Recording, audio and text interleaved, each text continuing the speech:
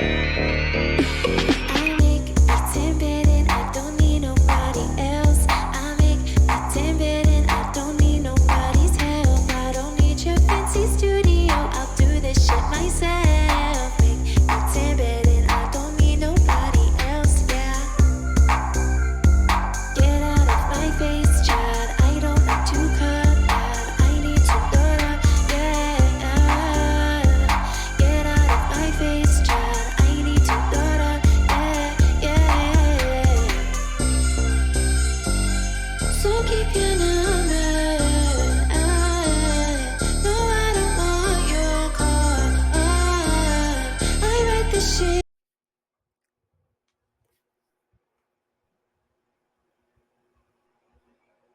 Hey, let's go.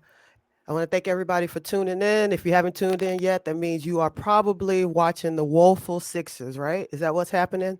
Turn that off and get up in here. I got my girl Iman. Iman, say what's up to the people.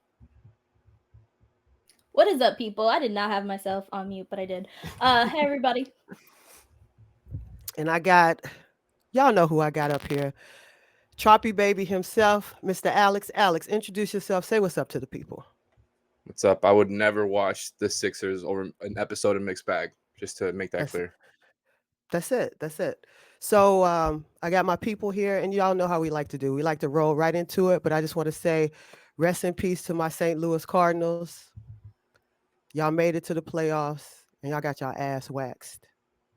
I'm a little sad. There's nothing I could do about it, but I just want to put that out there on Front Street. So now we're just going to take it away.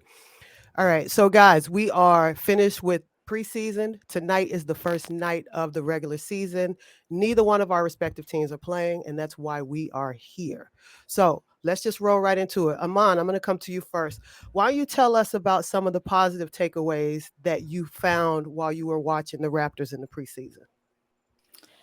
Whew, nothing on the offensive end, I'll tell you that right now.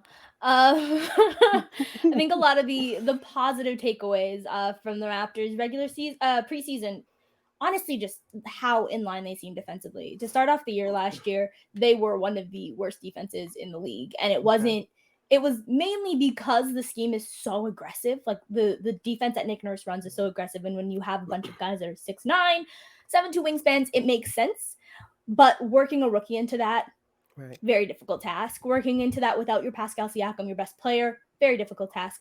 And so to watch them in the preseason kind of look like they're on the string, look like they're in, sure, there was some miscues, it's preseason, but like it just, you could see how suffocating it was already in the early goings, whereas it took until mid-December to really get there last year, I think just Mm-hmm. shows how in step this team is and why I think that they're probably going to come out crushing, just like the Heat.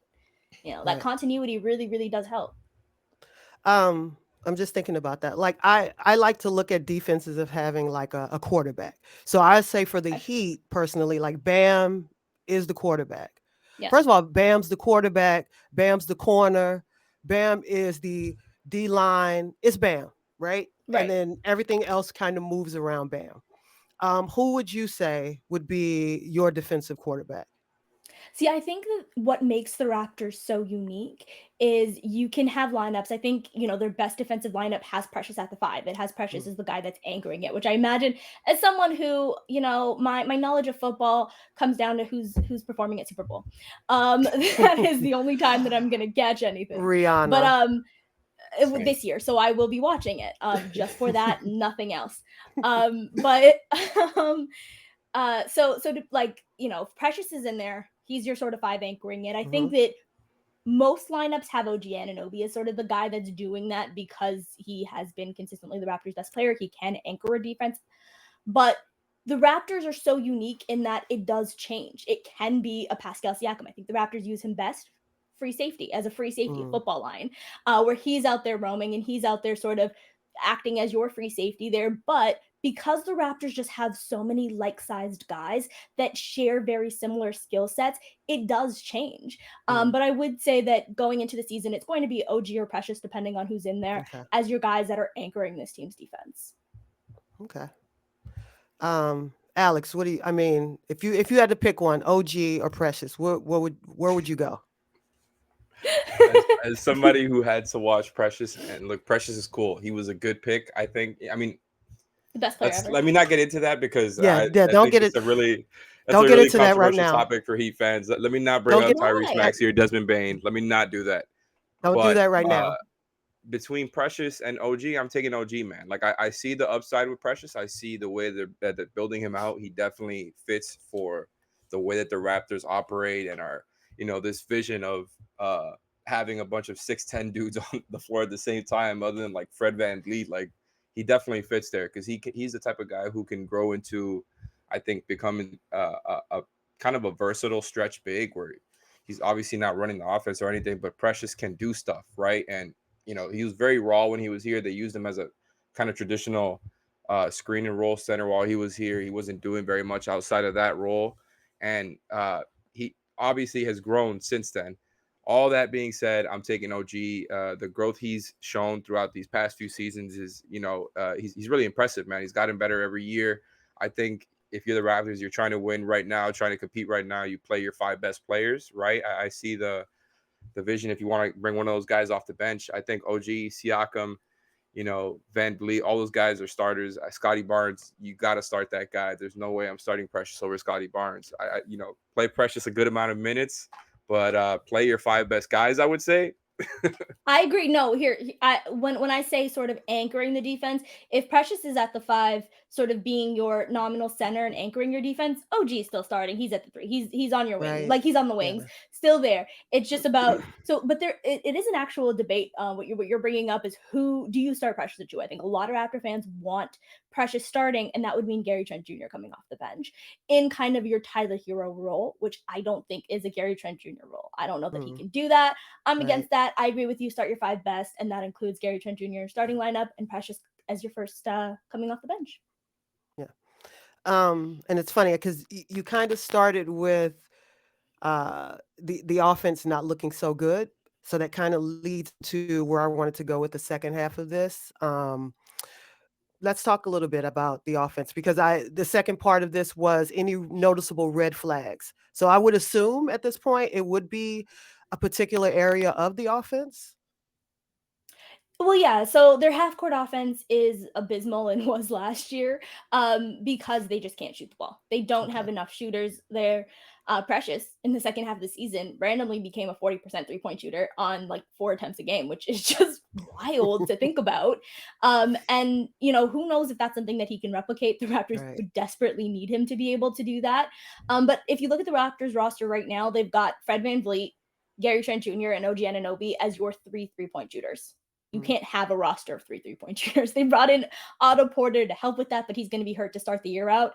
So they're really going to need Pascal to show. And Pascal is fine as sort of a catch and shoot guy in the corner specifically, but nowhere else. And you really want the ball in Pascal's hands. If he can bring a little bit of that pull-up 3 game, first of all, he's in the MVP conversation if he can do something like that, because that's an insane ask of somebody. But the Raptors are desperately going to need some of that from him, and they're going to need Precious to show what he can do last year in terms of shooting the 3 at such a high rate on high attempts as well. So to me, it's the Raptors half court offense. They were really, really bad on that last year. The reason why they were semi decent, if you look at their offensive rating, is because they got a shit ton. Sorry, they got a ton of offensive boards. They got a ton of offensive boards, and they just get out and transition and run. They get stops and they get out and transition and run. Their transition offense is elite, and they get a lot of second chance opportunities. But that doesn't mean anything if you kick it out to a guy and it's Precious Achiuwa and he's going to absolutely break the 3. Like, they just need some 3-point shooters, and right now they don't have any. Right. Alex. So you want me to just go right? Yeah, go ahead. Yeah. No, right, dude. because you prepped us for this. You're right. Yeah. I should have been more ready as a shooter. I should have been ready to shoot the ball there. We can't have that. We can't have that in the perimeter. You can't kick it out to someone. He faked it. And he faked it. He faked it. That's something that Duncan Robinson would have done last season. I think it's maybe like in November, December specifically. But I'm used to the 5 on the floor model where Ethan is always talking and then he points to me when it's my turn, so it's very much more like a Mavs offense with 5 on the floor. But, so it's dribble. Yeah, no, everything is very organized. Like I get my set shots and I gotta deliver in that set time. So that's what I'm gonna try to do now. And I agree with Iman. Like I think it makes more sense for them to start Trent, bring Precious off the bench, still play him a good amount of minutes. Like I think the amount of depth they have with obviously bringing on Otto Porter, Thad Young is gonna be a playable guy for them still. I don't think like Malachi Flynn is going to be a part of the rotation or anything, but they're bringing up other guys like Delano Banton and I'm forgetting the other dude's name, Justin. I never know how to pronounce his last name. Can Champagne. we like, yes, I that like. I like. exactly. Yes, I'm a fan. I'm a fan of all these names. Like they're Raptors are just gonna be getting good, all guys. these playable players, and they're all like Yeah, 6'7" yeah. or above. And Van Vliet is still really good. Siakam is really good. OG is really good. Trent is a very good player. I think he's better suited as a starter than a six man too. Like the Raptors are just going to be a really good, annoying team, and I think one of many really good teams in the league, which are just hinting at what we're going to get at later. Oh, Okay, Alex, I'm gonna now we're gonna flip this and we're gonna come to you. So let's talk about some of the positive takeaways that you saw during the Heat this preseason.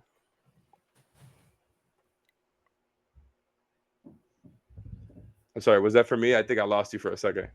Yes, What you was the Heat oh question? you positive. you you're 0 for 2. I You I you, literally you did not hear the question. it's basically the same run that we just did with Iman. We want to talk about the positives that you took from the Heat this preseason. Okay, well that's easy. I think Nikola Jovic and Jamal Cain, like those Hmm. two guys, just in themselves, I think make you feel good about the Heat's depth, and that was kind of like the main overarching theme that came Hmm. out from all of this. Not that preseason basketball, it's something that you got to take away a lot from. I just think Jovic and Jamal Cain, were standouts in every single game, and whatever time they did get, whether it was with their main players or Right. in these kinds of units that you're never going to see during the season playing with exhibit 10 guys, like those guys stood out no matter where they were, no matter what type of role they were playing in. And those are two guys who I think positionally can fill into what the Heat need, right? From having extra, needing an extra four. I think Jovic is going to get those minutes, right? I think he's going to get some of those minutes, and I wasn't Hmm. really expecting that before the season. I think Highsmith. My bad. I forgot we're on mixed bag here. His name is Hamish on this show. It's I really was Hamish expecting him. now. Yeah, that's the thing. I was expecting him to get more minutes. He's solid. Not to say anything bad about him, but I think Jovic was just Yep. that impressive as a 19-year-old. It's like you got to play him. You got to give him some time. He looked Yeah. good with the starters. So those guys were to me the easiest things to point at and be like, okay, this is what's different from last season, right? Especially after this whole summer, the talk was about either running it back, and then after losing PJ, running it back, just a worse version of what they had last season. So these two, Right. are nice things to point at. And then obviously you got, I think, Tyler and Bam kind of showcasing different things and limited time. I think that things that they've been working on throughout the summer. So to me, those are the things that stand out from the Heat throughout Right. this preseason. And I think we should just say, like, yeah, they lost PJ, but the magnification of the loss is yet to be determined. Like, you don't really know what you lost because you think you may have added a few things. And the downside is we also saw what he started looking like towards the end of the season. The injury seemed to come, you know, fast and furious, and the offense just really dipped off. So yeah, you lost him, but we don't really know what that looks like yet. So I kind of like I don't really want to beat that drum the way people think that like the world ended. It's like it didn't end. You got other guys, and sometimes it may take more than one guy to kind of make up that area. And I feel like that's a strength that the Heat have. They can find multiple guys and plug them in at various points of the game, and the collective sometimes is better than that one person. So we don't really know what's happening yet. And I wish PJ all the best at losing, but it is what it is. Like we'll move on from that. I agree. I am all about little Daddy Kane. I think Jamal Kane is going.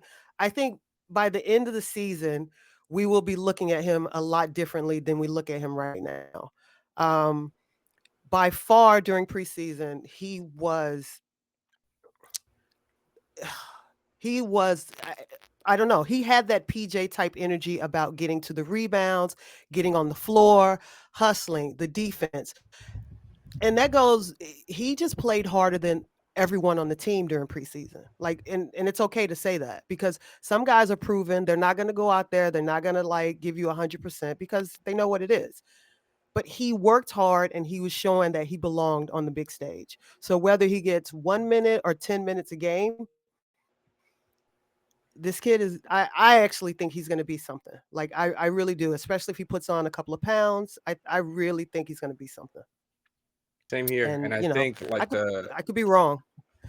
the weight thing, like he's stronger than I thought he was. By the way, he Right. came in and I'm like, okay, it's a skinny 19-year-old. We knew that he played in a technically a professional league. He played with grown men. That was something that was touted for him, and it actually shows in his game. Like he was a quicker processor than I thought, even though he came in with the interest was he's a 6'11" guy who has guard skills. But the Yeah. difference is like he's doing this guard stuff while also kind of playing this hybrid big role and Right. screening well, reading the game at a high level, just stuff that would seem very basic as far as like when to throw a bounce pass, when to lob it up. He's making the decisions quickly and processing the floor just in his first Right. couple of preseason games when everybody who comes into the league, whether it's from college or other leagues, will talk about the speed of the game.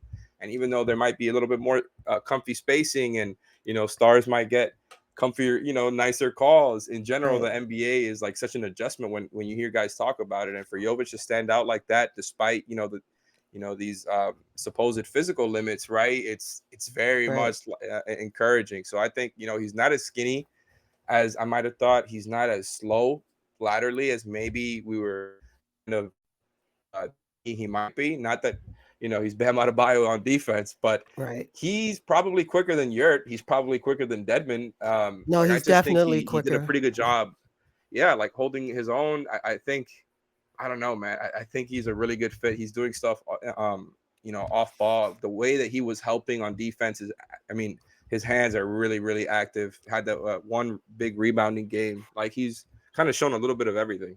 Right. Well, I think you want with the young guys, and I feel like, with the Raptors and with the Heat, with the young guys, you want them to be alert. You want them to be able to be coachable. You want them to have some sort of, even if it's a raw skill set to work with. Like you need those things because you need the young guys. I don't care how many vets you have with the way the injuries go and the long season. You need young guys that can go out there and compete. And maybe they need to play 4 games, 5 games, injuries happen. So it's like you want these guys to be prepared because if not, we saw last season the way teams were just dropping off with all the injuries. And you go back to COVID and all these things. Like you need these guys to be prepared, whether they're drafted or undrafted. Because at this point, once you step on the court, it doesn't matter if you're drafted or undrafted. You're there, you're getting paid to Mhm. perform. Like I think that's just what it is. Um, Alex, what did you see as a red flag though? Oh man, you hit me with a good one there, trying to hold me accountable. Yes.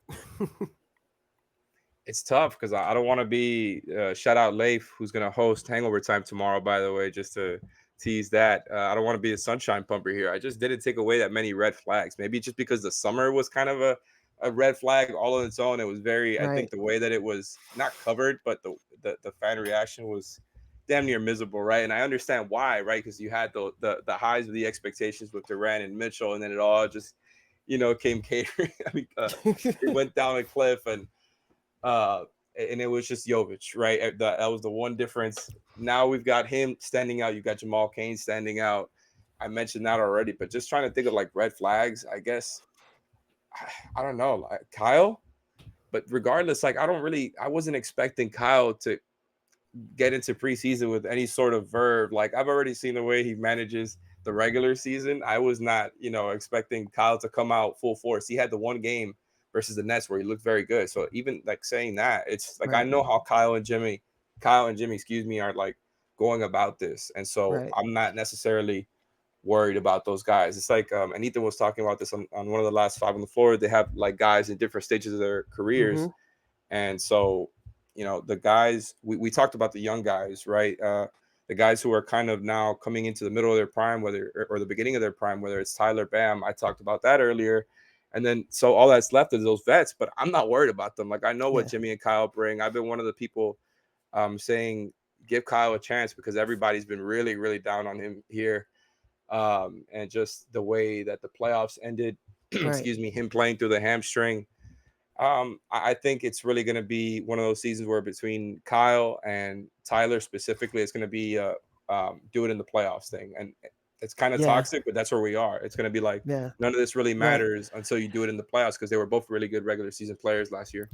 I mean, and let's, and Amon, as well. Like, let's be realistic. It should be said for the entire Heat team except for Jimmy. Like, it's okay to be like, no, that's all y'all. Not just, naming one or two guys. Like, you know, let's be realistic. If he had a monochrome of help in that last game, we would be talking about them in the finals. Like, I'm not just going to point to Tyler, Kyle, Max, and meanwhile, I'm naming everybody that's injured that still played. No, other guys that were fully healthy, they didn't show up either. So it is what it is. I will say this though. I want Kyle to be selfish. Shoot the ball. I don't care. Shoot that shot. They going under the screen, shoot it. I don't Oh care. man, I'm so I with want you. him shooting at least 7 or 8 more times than he did last year game. I don't make a miss, shoot it. That's not going to happen. It's not, but that's what you need. I just Why? want it to happen in the playoffs. If you're open, you shoot it. I'm not looking for a better shot because you, in your mind, if you're open, you should think you're the shot. Like, I'm not looking for And he's the got it. He's one of the only guys on the Exactly. roster who has that shot in the bag, and it Yep. doesn't take a lot on his legs. I mean, I know it takes legs to take a jump shot from that far over a defense. Like obviously, it takes a lot, but just in he's the sense got of the like shot. he doesn't have to like try to get to the rim and Nope. make an athletic play. He's got to take the shot when it's there. I'm 100% with you. It's just that was the battle with him all last season, where it's like he's able to be really effective without it, but especially, and I think when the playoffs came and you saw, especially against the Celtics, like we expected them to switch. They were dropping pretty much the entire series, and Kyle and Tyler were supposed to be the drop killers, other than what Duncan and Max can do coming off of handoffs, which also counts for that as well. But just as on-ball shooters, pull-up shooting threats, Kyle was supposed to be that during the playoffs. And so I think Kyle and Tyler playing together will help each other out so that they won't be the main, they're kind of like taking some of the pressure off of each other to be those shooting threats. But I think, the emergence of the reemergence of those guys' legs, hopefully in the playoffs, should give us a better sample size. I just know it's kind of a cop out at this point, but that's where I'm at. I was gonna ask. I have not watched a single Miami Heat preseason game. Like I'm a sicko, but there's levels to how much preseason I can really truly consume. But I was gonna ask. I don't know what his body looks like, but I do know that with Kyle specifically, when he if I'm looking back at like his Raptor years, his most slim seasons, and granted he was a different player with the Raptors than he is now, just because being 34 and under versus being 36 is a significant difference, especially for an undersized point guard who has hamstring issues and back issues. But I think if I looked back at the numbers, and I'm going back to I'm imagining 2016, which was Skinny Lowry year, the amount of pull-up threes that he took and how far out he was, the range that he had on his shot, it was because his legs were there and you saw it, and he had the core strength to be able to do that, and you can see it in his shot because he has that kind of, it's a little ugly, like that side shot that he takes, but you can so you can actually see his entire court, and you can tell that shot is going to be short, or that shot is not even, not even going to be close to the rim, versus this is going in. And I do think that his body is going to matter so much in that. And one thing about Kyle is one thing that he's learned, because he was the type of player, it was very obviously he's never had the athleticism or the raw energy of a Westbrook, but you know how Westbrook operates on one speed only? Like if Westbrook is out there, Westbrook is going at Westbrook speed. That was Lowry for the vast majority of his career. And then he had the back injury, and he was the worst version I've ever seen of himself in 2015. And from that point forward, when he came back, it was like, oh, no, we're going to pace myself. And that meant pacing himself for half of the regular season. That meant pacing himself for the preseason. And and he'll He's still throw his mastered body that. on the ground. Yeah. But like it was a huge shift in like I think the one of the biggest criticisms of him earlier on was that he did not know how to do that because he could Mm-hmm. only play on one speed. And now you're like, buddy, it's like, we're fighting for the one seed. Maybe a little bit less of your pacing Right. yourself and a little bit more aggressive. But I do think that like if his body composition has truly changed, I hope that you're gonna get a different Kyle Lowry because let me tell you, at his best, he is my favorite player that I've ever seen play basketball, to be Listen, that's all I'm asking for. honest. He's never going to be that. That's it. Because that is an aggressive Lowry, and I do think Lowry right now is a more passive version of himself. But I do think hopefully we saw that, and I will say the championship year that was that for even a good Mm, portion of the championship run. I mean, the Sixers were a team that were kind of built to go up against a Raptors team because they were so big, and the right. Raptors had Fred VanVleet and Kyle Lowry who are so small. And so up until the Bucks series, which was the conference finals, where Kyle Lowry had 31 points in that first game, and then for the rest of that series was the Raptors like leading scorer and a few of those with Kawhi Leonard on the team. Like he was just doing absolutely everything. He was so incredibly aggressive. I don't know how many games he actually led the team in scoring because Kawhi was pretty dominant in the first half of that series at the very least. But he was so incredibly aggressive in that series specifically, and you watched. Oh yeah, he was pacing himself against the Magic because that was an easy win, and he knew he didn't Right. have it against the Sixers. And he's the type of person who was like, I'm not going to be able to have this, so there's no point in me taking these shots. Like, Right. which is a little unfortunate, but I don't know if it comes from the fact that he was clowned for those first few years when it was really DeMar DeRozan's fault, but that's besides the point. But like you can very much tell that like he can get in his head a little bit. Yeah. I think and for the way that he consistently plays now with the speed that he plays with, I think the Heat have a team around him, as we saw last year, that can flourish with the way, if he's healthy, that he wants to play. Yeah. Where he is picking and choosing when to run, but always looking for the ahead pass and looking to Oh, get the ball up and all those things. that's Like what I the did watch. I watched a yeah, little bit of a Heat game, actually, I lied, and what I kept seeing were these outlet passes, and I was like, they get into offense so early, and, like, I yeah, missed that as a Raptors fan because I know y'all love Goran over here, but I always say last year, I watched that man walk the ball up in transition, and I was like, "What are you doing? That's what he Why was are the last you season here. why are yeah. you That was doing that that?" was the last season here too. And All I and so, remember is like, that big ass knee sleeve. Yeah, oh boy, it was painful. So like just to watch clips of like watching Lowry hit that outlet pass and seeing you guys get into offense early because you right. guys are also a team that, despite having all these 3-point shooters, did struggle in half Yeah. court sets at times. So like getting into that early offense really does matter. And I think that like having a point guard that can look up really does help Bam as Mm-hmm. well because the point on him is to get more aggressive. And I think getting Right. into offense early can help with that. I You know, agree. it's funny Now, you say that. oh, go ahead, Alex. My bad. No, go ahead. So it's interesting because the Heat's pace did move up a few spots with the acquisition of Kyle throughout the regular season, but they were still in the bottom 10. Yeah. And so I'm hoping also, I'm with you. I think them getting into offense even a little bit earlier. And even if it's just, they move up a couple more spots, they marginally get better. I think they got to focus on that a little bit more, especially now, with PJ gone, just kind of trying to lean into, you know, a similar but different identity to what they were last Right. season. I think leaning offense and playing a little bit more up tempo. I think they have the guys to do it. I think that Yeah. they can make that happen throughout the regular season, where guys are moving on and off ball and just always occupying the help. Right. I know Gianni is huge on that, and um, I think there's even upside with that. Like I think Kyle has done a good job moving the ball and getting them into offense early. But as far as the off-ball movement, I think their sets have been really nice. Spo's an elite coach. I'm not going to sit here act like he doesn't know what he's talking about or anything like that. But I think there's still even more upside Mm-hmm. for playing even more up tempo, and it's just easier said than done always. And Spo mentioned that during media day. Everybody wants to play up tempo and run it up and play at a faster pace. They always talk about doing that. And Spo said that he said that every season.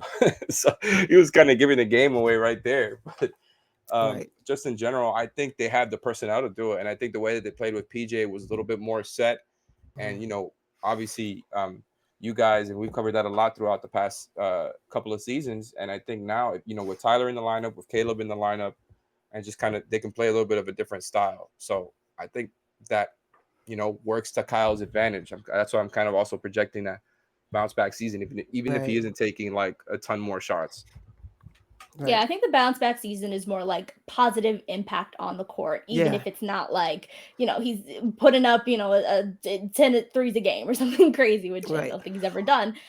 I do like though, what about the Heat? And Tiff, you were mentioning this about like the young guys, even if you need Hmm. them to just play 4 games, they're going to be important come playoff time. But I also think Right. they're going to be important if you take a step back and look at the outlook of your team long term. Like something that the Heat do really well, the Raptors do really well, is you have your vets, you have the sort of next up, and then you have the young Hmm. guys who are going to take over that next up role. And so like, Right. Jimmy and Kyle, I was about to say Tucker, but he's gone. Jimmy and Kyle, they're older. They're not going to be here forever. The team is going to be passed down from Jimmy's team to Bam's team, and you're going to Right. need the guys, the Jovic's, and all of these young guys that are currently on the team are going to be taking that sort of next step. They're going to be the middling. They're going to be the Tyler Hero age, and I think that like that starts right now. So those young Hmm. guys playing important minutes with the vets doesn't even just matter for the playoffs today. It matters for what this team's outlook is going to look like in the next 5 years. Right. No, I totally agree. And okay, so and let's use that and segue right into my next question. Alex, I'll start with you. Name one player that is going to be that's most beneficial to the team. Only one guy. Who's What that do you one mean by guy on the most Heat? beneficial? You mean I The I MVP? I mean everything. Who's the one most guy beneficial? I mean, who Jimmy Butler's the best player on the team. but that doesn't mean I mean the one guy who can lead the team, keep the ship going, who's going to be most crucial to the team's success. Doesn't have to Okay, be the best player. That Bam. doesn't always mean it's the best player. It's Bam. Why? It's easily Bam. I mean, I think, and he's already shown. I kind of hinted at it before, but didn't get into it. I think some of the stuff he flashed throughout preseason. Again, he might just stop doing it altogether throughout the regular season and go right back to the old ways. But again, they're going to have a different starting lineup. And even if they run similar sets, I think they're going to be a little bit more dynamic. And so I'm expecting a season where Bam takes some of those steps that people have been wanting. It's not going to come all together perfectly because Right. I don't think Bam is that type of talent where he's been, molded into this alpha scorer Right. mold, dominant all-time big that everybody wants, where just everything comes together quickly, and he's that guy that he showed for like 3 games against Boston every night. Because I don't, that stuff takes time. But I think Bam, for example, he had the other night 12 free throw attempts in 25 minutes, and that's the stuff that gets me excited because Right. everybody wants to talk about the mid-range shot on the three, which is really nice because Hmm. he hits those shots, he becomes a threat, and makes the rim attacking for him much easier, opens things up. But I'm just there's already, and I said this on the last five on the floor as well. There's already plenty of opportunities in the Heat's offense, Hmm. last season or this season, for him to get more opportunities as a scorer, right? For him to be used in different ways other than just as the kind of the pick and roll. I mean, excuse me, the dribble handoff passer and initiator, Right. which is really unique, by the way. Like, I'm not trying to trash that whole system that Smoke created there. It was really damn effective. Like, the Heat finished with in the past 2 out of 3 seasons, like they were in the top three in 3-point percentage. We saw what happened in the playoffs last season, Right. but they've been able to get a lot out of their offensive talent, even though we don't think it's that much because of things like that. And Bam is a really unique player. I think now is the time for him to take these steps, and he's talked about it, right? Like, we saw Riley at the end of last season say he's got to be at 15 attempts a game. Then Bam comes on Right. media day talking about 18 attempts a game, which just I was there and I couldn't believe it because it's like, oh man, what are you doing to yourself, Bam? Like, if you don't do this now, they're gonna be on your ass, man. Excuse me, because like I already see it every Yeah. night, like for the past couple of seasons. Every time I tweet about a Bam quote after a game where they lost, like, he is getting destroyed. And then we saw that tweet the other day where like Jimmy and Bam are in the top 5 and Right. most hate tweets or something like that, something of that sort. And it's just like, if You know he that's doesn't do but it, you know that's Heat fans, right? oh yeah, for sure. That's what Okay. I'm saying. That's what I'm saying. Like, if he doesn't get to that or something close to 18 attempts a game, Yeah. like he is gonna get destroyed by Heat fans because that's what they want. Yeah. Same with you, Amon. Which guy? Who you got? On the Heat? No, on the Raptors. On the Raptors. Yeah. Also, that poll definitely came out in the playoffs because, like, Yeah. every team, it was like it literally came out in the second round of the playoffs, and you could pinpoint the exact moment. Mm-hmm. Like the Raptors, Pascal Siakam, he is their best player, so like it's almost the easiest thing as well. I think with the Raptors, it's a little bit different. Like I mentioned, it's they're like Scotty, it's too young. It's too young for us to put it on him. I don't even think Scotty's going to take the leap that everyone's sort of expecting Scotty to take this year. I think that he's probably going to be like the fourth option on offense a lot of nights for your team. I think Fred is kind of, yeah, he was the all-star last year, but he's going to be moving to like that fifth spot. You don't really need Fred to do much except take 10 3 attempts a game, which is what he did last year and hit 40% of them, which is an insane rate. But like, that's what you need from him. And like it's going to be a lot more off-ball actions for Fred. He's not going to be the primary facilitator. I think you want the ball in Pascal's hands.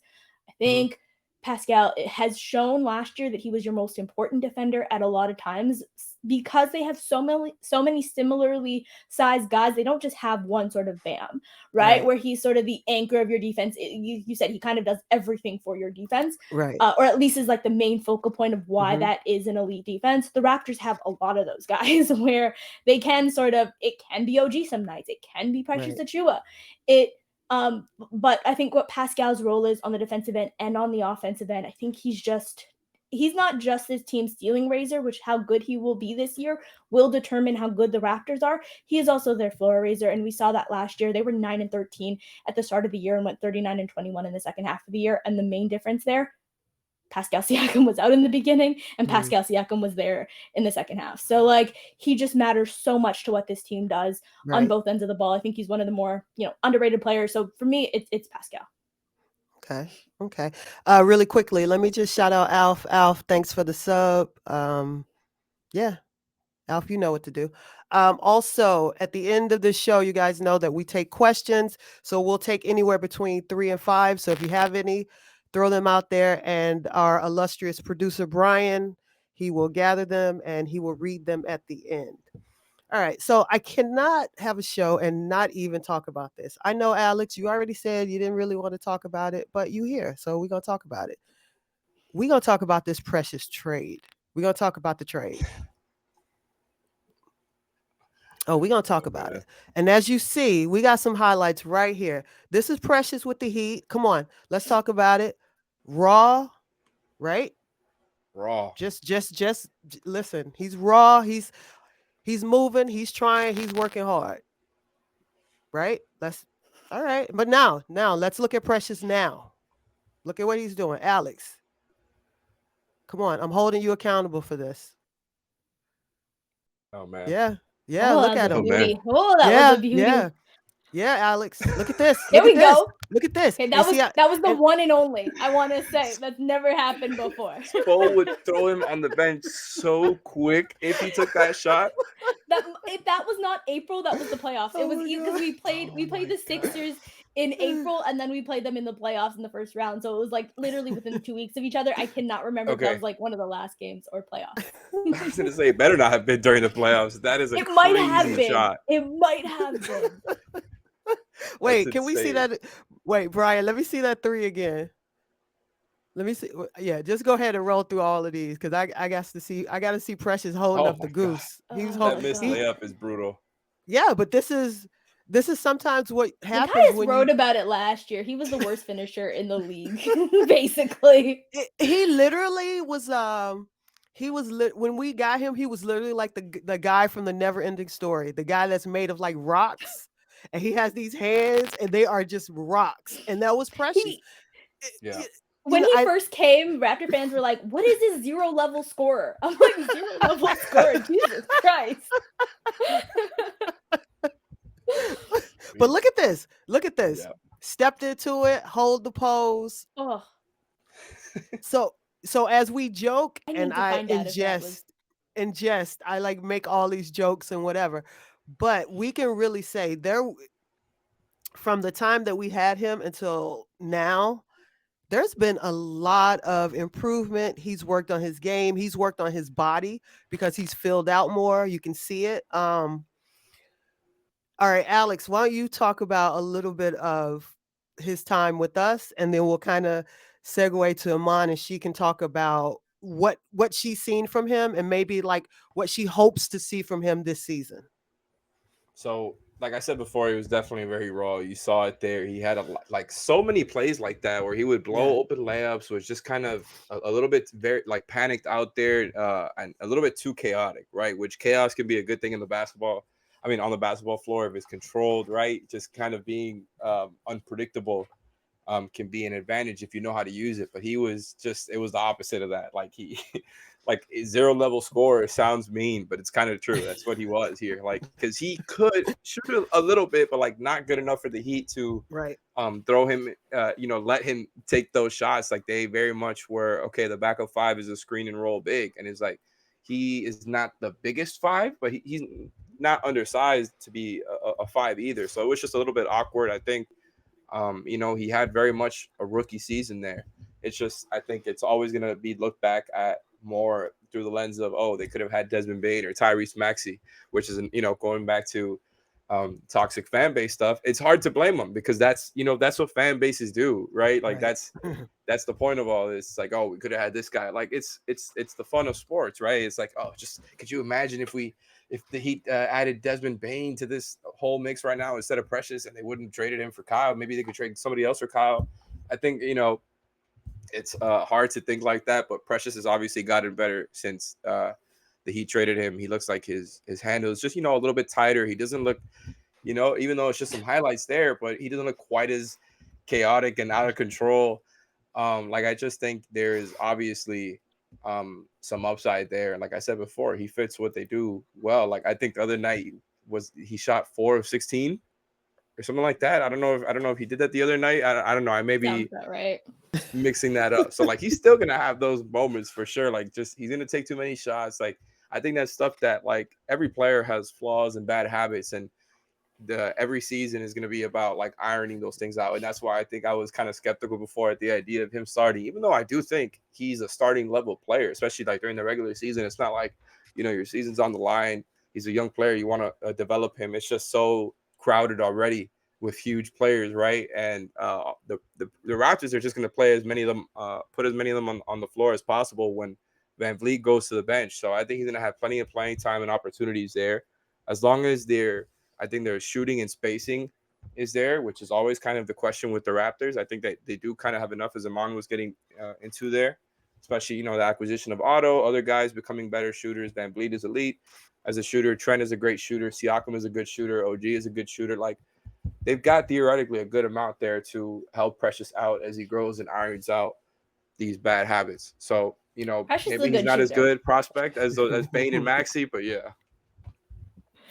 Precious is my favorite prospect of all time. So when he came, it automatically you watch him and you're like, he can do everything on defense. Like he is so good. He is all over the place. Like I said, the Raptors play this incredibly aggressive style of defense. They've got all of this wingspan, Right. and all they're trying to do is muck things up. It's supposed to just, they're trying to clog lanes and they give up the most corner threes. They also block the most amount of corner threes, which I think kind of perfectly encapsulates what their defense is, and just like giving up the most and being able to block the most. It's a lot of just movement, and A lot of Precious comes closeouts. in.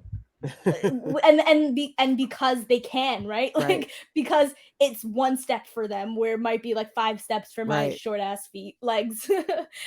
Where like it becomes like an immediate thing. You watch Chris Boucher right underneath the basket, and you blink and he's out on the wings, and you're just like, Mhm. how did he get there so quickly? It's because they just have insane legs and arms.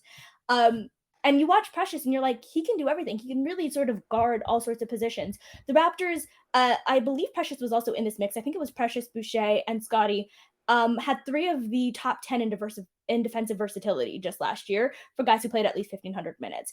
They're just incredibly versatile, and Precious showed that he can be. They play him mostly at the 5 because, as you said, yes, he's a little undersized, but can guard that really well. You don't really notice it. I think he is the Raptors' nominal 5. And so for me, watching Precious, I was like, oh, defensively, wow, like he's so incredibly athletic. He's so Mhm. incredibly long. You can see exactly how he slots into what the Raptors were doing. He can Um, move. and then you Yeah. watch him offensively, and you're like, what the hell is this? Like, has he ever watched a basketball game? And I think it was Ken Birch who said he's so athletic and can do so much that he just needs to learn to do one thing at a time. Yeah. And that's what it was. He was trying to do everything at one time, and it was like, you're not Kobe Bryant. What do you like? Why are you like, the tween hezzy splash, what Twitter wants? That's what he was trying to do, and it was like, you can't do that's not your game. That's probably why Spo put him in that role, in that straight Right. role. And so he started to calm down. He started to truly pace himself and really find himself in the offense. It did start with him just kind of spawning up in the wings like he was, PJ Tucker or something, and taking those, but he started to make them. Then he became the worst finisher we've ever seen. And then randomly in the playoffs, he took Joel Embiid off the dribble like 3 different times and finished over him. And it was like, I kind of say I have a toddler niece, and every time I watch her, like last year she was 2, every time I saw her, she grew into like more of a human being. I'm like, you can say words now, you can walk, you're like standing up straight. Like, it was so fast, her growth.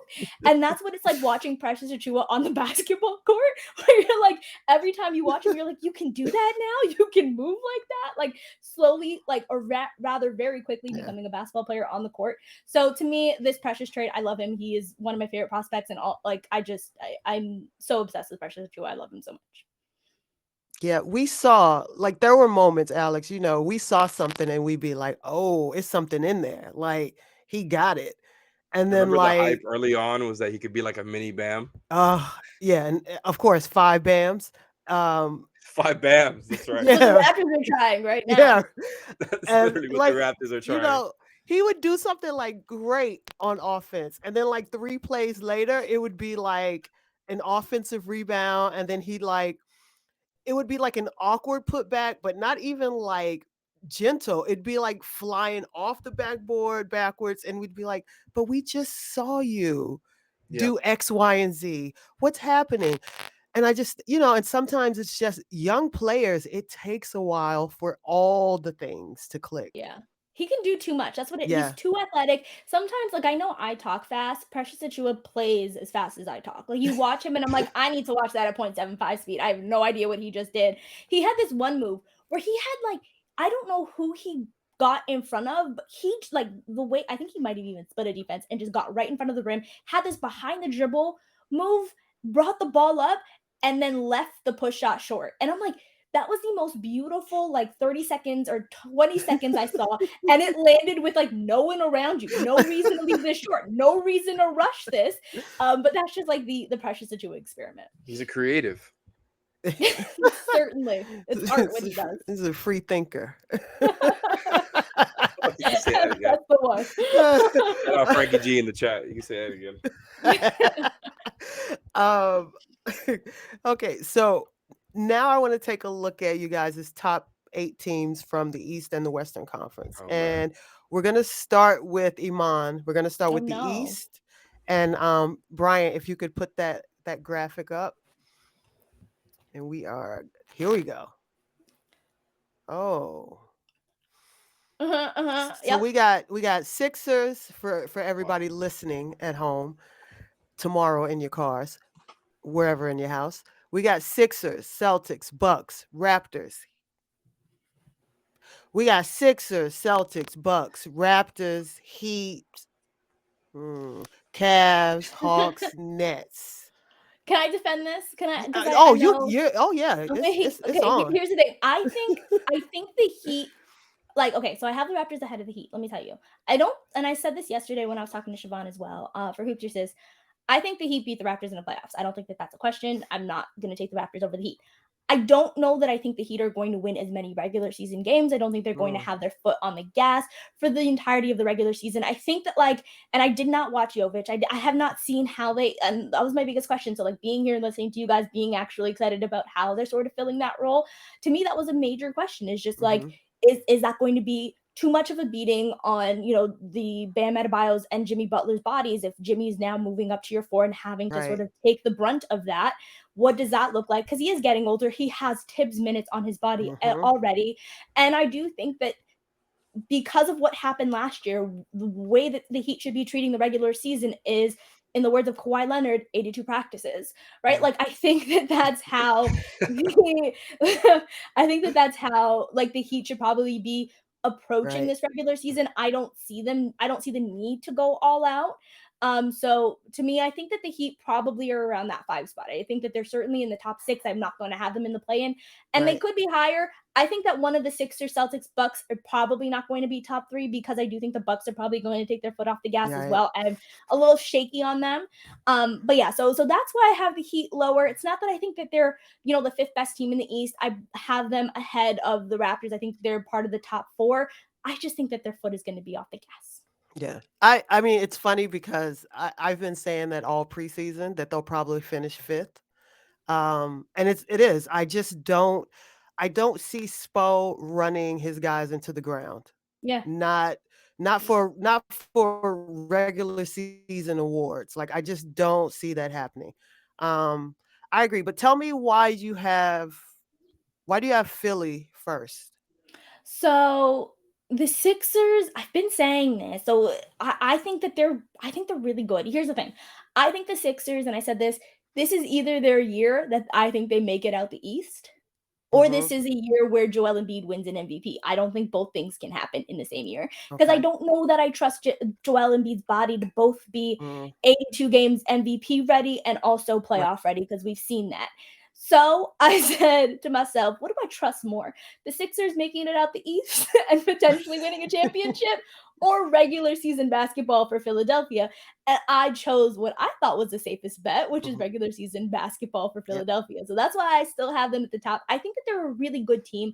I think that some of like the past years woes have been put on them a little bit unfairly. This is the Mhm. first team that we've actually seen built around Joel Embiid where he's not floor spacing for someone else, which is ludicrous Right. when he is as good as he is. I think they finally have depth, which is something that they have not had in years past. Like watching Furkan Korkmaz in the playoffs, I'm just like, yeah, they probably need people. Like watching the team just absolutely crater when Joel Embiid sits. I think that James Harden is the best point guard that Joel Embiid has played with. We see what the pick and roll numbers were Mhm. last year for them. So I think that having him and also Tyrese Maxey, you guys have been talking about him a little bit, especially in the second half of last season, was an absolute stud. And if he can bring Mhm. that back this year, I'm looking at the Sixers team as being miles ahead of any of the past Joel Embiid Sixers teams that he's Right. played on. So to me, they're either the 1 seed or they're coming out the East, and the safest bet was the 1 seed. Right. And I like them as a regular season 1 seed. Um, I think for me, where the hesitancy to say, "Oh, they can easily come out of the East," as people are saying, they still got James Harden. And last time I checked, James Harden is still the same James Harden who But he's has not a number 1 player. but he has No? cratered. You listen, I don't care how good Joel is. James Harden is going to have to be 100 times better than he was last season for them to make the conference finals. Because hurt or not, because there's no more excuses for Embiid. He's always hurt. Like most of the players in the league are always hurt. So, you know, this is what happens. They couldn't figure out how to even make him a decoy last season.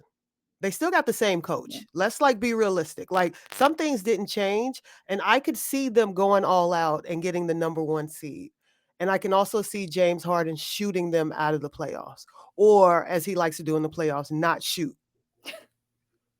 So so I got some questions with them, but I could definitely see them being the 1 seed.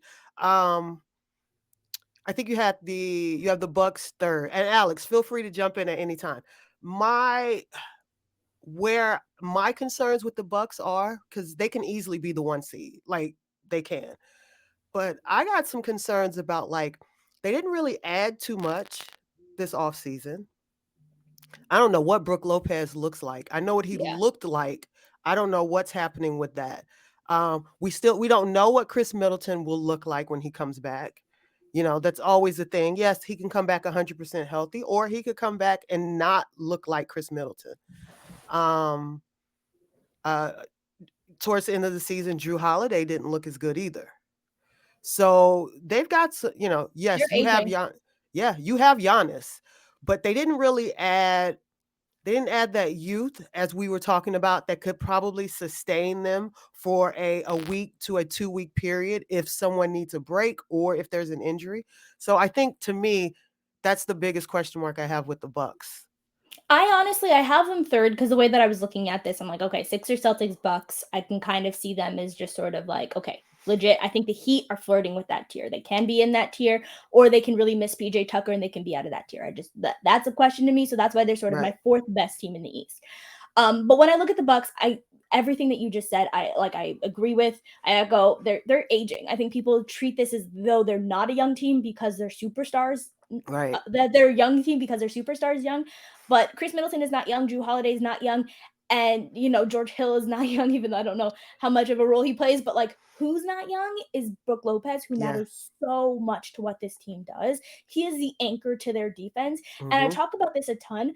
Why the Bucks were the number one seed year in and year out is because they had the best defense in the league, and that was because they had Brook Lopez in the drop anchoring it, and teams were terrified of Hmm. going in on Brook Lopez, and you have some of the best perimeter defenders in the game really sort of funneling guys directly to him, and that was just making sure that like no team can score against them unless you had a bunch of three-point shooters who can just, go crazy from beyond the arc, which is why the Raptors traded for Marcus Holt, specifically for that, to improve their three-point shooting, Right. to go up against the Bucks. It was very much looking at what the Bucks did and building that way. And the Raptors were terrified of going up against the Bucks unless they had, Fred VanVleet hitting Mhm. 10 threes in a game, Kyle Lowry hitting 10 threes in a game. Unless they had something like that, they couldn't beat them. And then last year, I watched them. They were what, the 12th or 15th ranked defense. They were somewhere in that Mhm. 12 to 15 range, and they were not scary at all. Right. Bobby Portis does not scare anyone, No, no. except for Nikola Mirotic, but that's besides the point. And so so like I'm like their defense is not like, and you don't want to put once again that burden on Giannis to be the one sort of anchoring a championship level defense while also being the superstar on offensive Mhm. end. As much as he is a superhuman, I just can't trust that. So to me, the Bucks at the third spot meant that I just don't trust them in the regular season ahead of the Sixers or Celtics. But I also would not be surprised if, like you said, Drew and Middleton are not super healthy, or also are aging, and who knows what their health situation is. If they even fall below that, I still think that they're probably my safest bet, just because I think that they're the most adult team out of Mhm. the Celtics and the Sixers to Right. possibly make it to the finals. But in the regular season, I can see it if Middleton and Drew are not healthy, that they actually slip into that 5 spot, into that 4 or 5 spot. But for right now, I'm gonna have them as a 3 seed just because I respect Giannis too much. Okay. But they're shaky in the Um, regular season.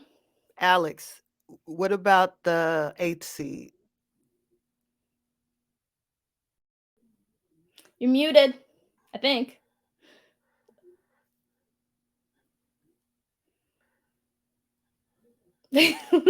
All right, so let's talk about the Nets until we get Alex to jump in here. Yeah, Why did you have the Nets at 8? because I have no idea what their regular season's gonna look like. If they're together, they're a playoff team, so they're in there. But like, they could be one of the best teams in basketball, or they can make trades midway through the season and be out of the Right. mix. So I just figured 8 seed just means, yeah, I trust that they're going to be in there. I just have no idea where they sort of fall on that. And also, like, Kevin Durant has played what, like 80 games in the last 3 years. Do I Yeah. trust that he's going to play the majority of the season this year? No. Right. And they're a completely different team with him on the court than with him off. Right. I wonder too, because the idea of them, I guess, using Ben as the center is, I guess, is if that's what they're going for. I mean, I don't What really happens to Claxton? he's there. So I'm not sure how that's going to work out. I mean, Yeah. Ben is a talented guy, but obviously that's not a natural position. He's going to have to guard, and then he's going to have to guard up, which he can possibly do. But that also, but then that also means, like, where is he on the defensive end? He's a good defender. Like, I won't take that away from him. But now, who's he matching up with? And Yeah. where? And I think with him out there, that could lead to a lot of mismatches, depending on who he's matching Yeah. up with. You know. So I'm not really sure. And at some point, we all have to be honest. He's got to shoot the ball. Yeah. Like if they're going to leave him open. They're going to play off of him, and Durant or Kyrie, they're going to be facing those mismatches, and it'll be his guy because they are going to sag off him because he's going to have to prove he can hit that jump shot. I So didn't know that they wanted to play him at the 5 because I'm like, he's their best perimeter defender. And like, look at the East. Look at yeah, who these big wings that they're going to have to go up against. You would kind of want him, up against Jimmy. You would want him up against yeah, Tatum. You would want him to go up against, I don't know. I'm so interested to see what Steve Nash does this year. yeah. I think it's just the way, because I guess that's the way to get him on the floor if you're going to play Kyrie, if you're going to play KD, and then looks like Joe Harris is back healthy. Yeah, that's true. Right, and then they got the guy from, I think, Utah, and I can't Royce remember his. O'Neal. Yes, Royce O'Neal. So if you got to get Ben on the court, where's he playing at that point with those guys? That's, that's pretty much it. And then if you have him on the perimeter on defense, for instance, let's say if he's guarding Bam, if he guards Mhm. Jimmy on the perimeter, who's guarding Yeah. Bam? Yeah. Yeah, like none of them. Like that's definitely not happening. So it does create some interesting dynamics for that team. Yeah, they're gonna Um, be a weird one. Alex, are you back? Oh my God, Alex. Um, Oh no. is there a team specifically on this list, Amon, that you kind of want to touch on? I know we didn't talk about the Cavs, and I know they made the huge offseason transaction. So if you want to touch a bit on I what think you think. Alex is back. You back? Yes. Yes. That's why I was confused. There we go. Okay, Okay. There we now I go. see Yep. myself. We got you. We Okay. got you. All I right. was gonna say I don't know what happened there. Sorry for I think I've struck out already 3 times. Um, Me and Iman's standings were actually pretty similar, and I thought this was Okay. gonna be a spicier segment here, just because like there's so many good teams, and this is a really really really tough exercise to do. Like I think there's a lot of really good teams, and you can kind of group them however you like. And again, not to sound like a cop out answer, I just think there's a lot of these teams are in the same kind of range, especially when you're boiling it down to regular Mm-hmm. season wins. So like, we might have all types of different standings. And I agree with her about the Bucks, for example. Like they could have I had them as 3, I believe. We're gonna So show let's mine, get but let's get yours up, Brian. okay, Let's okay. let's get Alex's up. Okay, so Alex, go ahead. There we go. So yeah, as you see, it's not that different. We've kind of got the same top 3. We've both got the same 2 playing teams, just a different order. And so this is really tough because I switched this, I don't know, 7, 8 times like before. So I don't feel set in stone about any of these picks, but I couldn't agree more about the Sixers being a really good regular season prop, just because I think this is like what you guys were talking about. It's going to be the Joel Embiid, Joel Embiid MVP season, and he's going to go all out for that. They're going to win like 60 games. They're going to get all the hype around them, and it's going to be all the better. Like once they go out in the second round, once again, it's going to be incredible. Like I just don't believe in that team as a championship contender. That's where I differ on our thoughts with the Sixers. I think roster wise, absolutely on paper they're a championship contender. Hmm. I just don't believe in them, especially after watching what happened against the Heat. Like it's some of the stuff. Like I'm trying to think of what's the right way to say this. Harden has this like loser mentality, man. Like I cannot vibe with James Harden. All these, like the fact that he's done it in every single playoffs. And Right. look, I don't blame him for not getting past the Warriors with those Rockets teams. He was awesome for those years. Like he's an all-time player. He's not that guy anymore.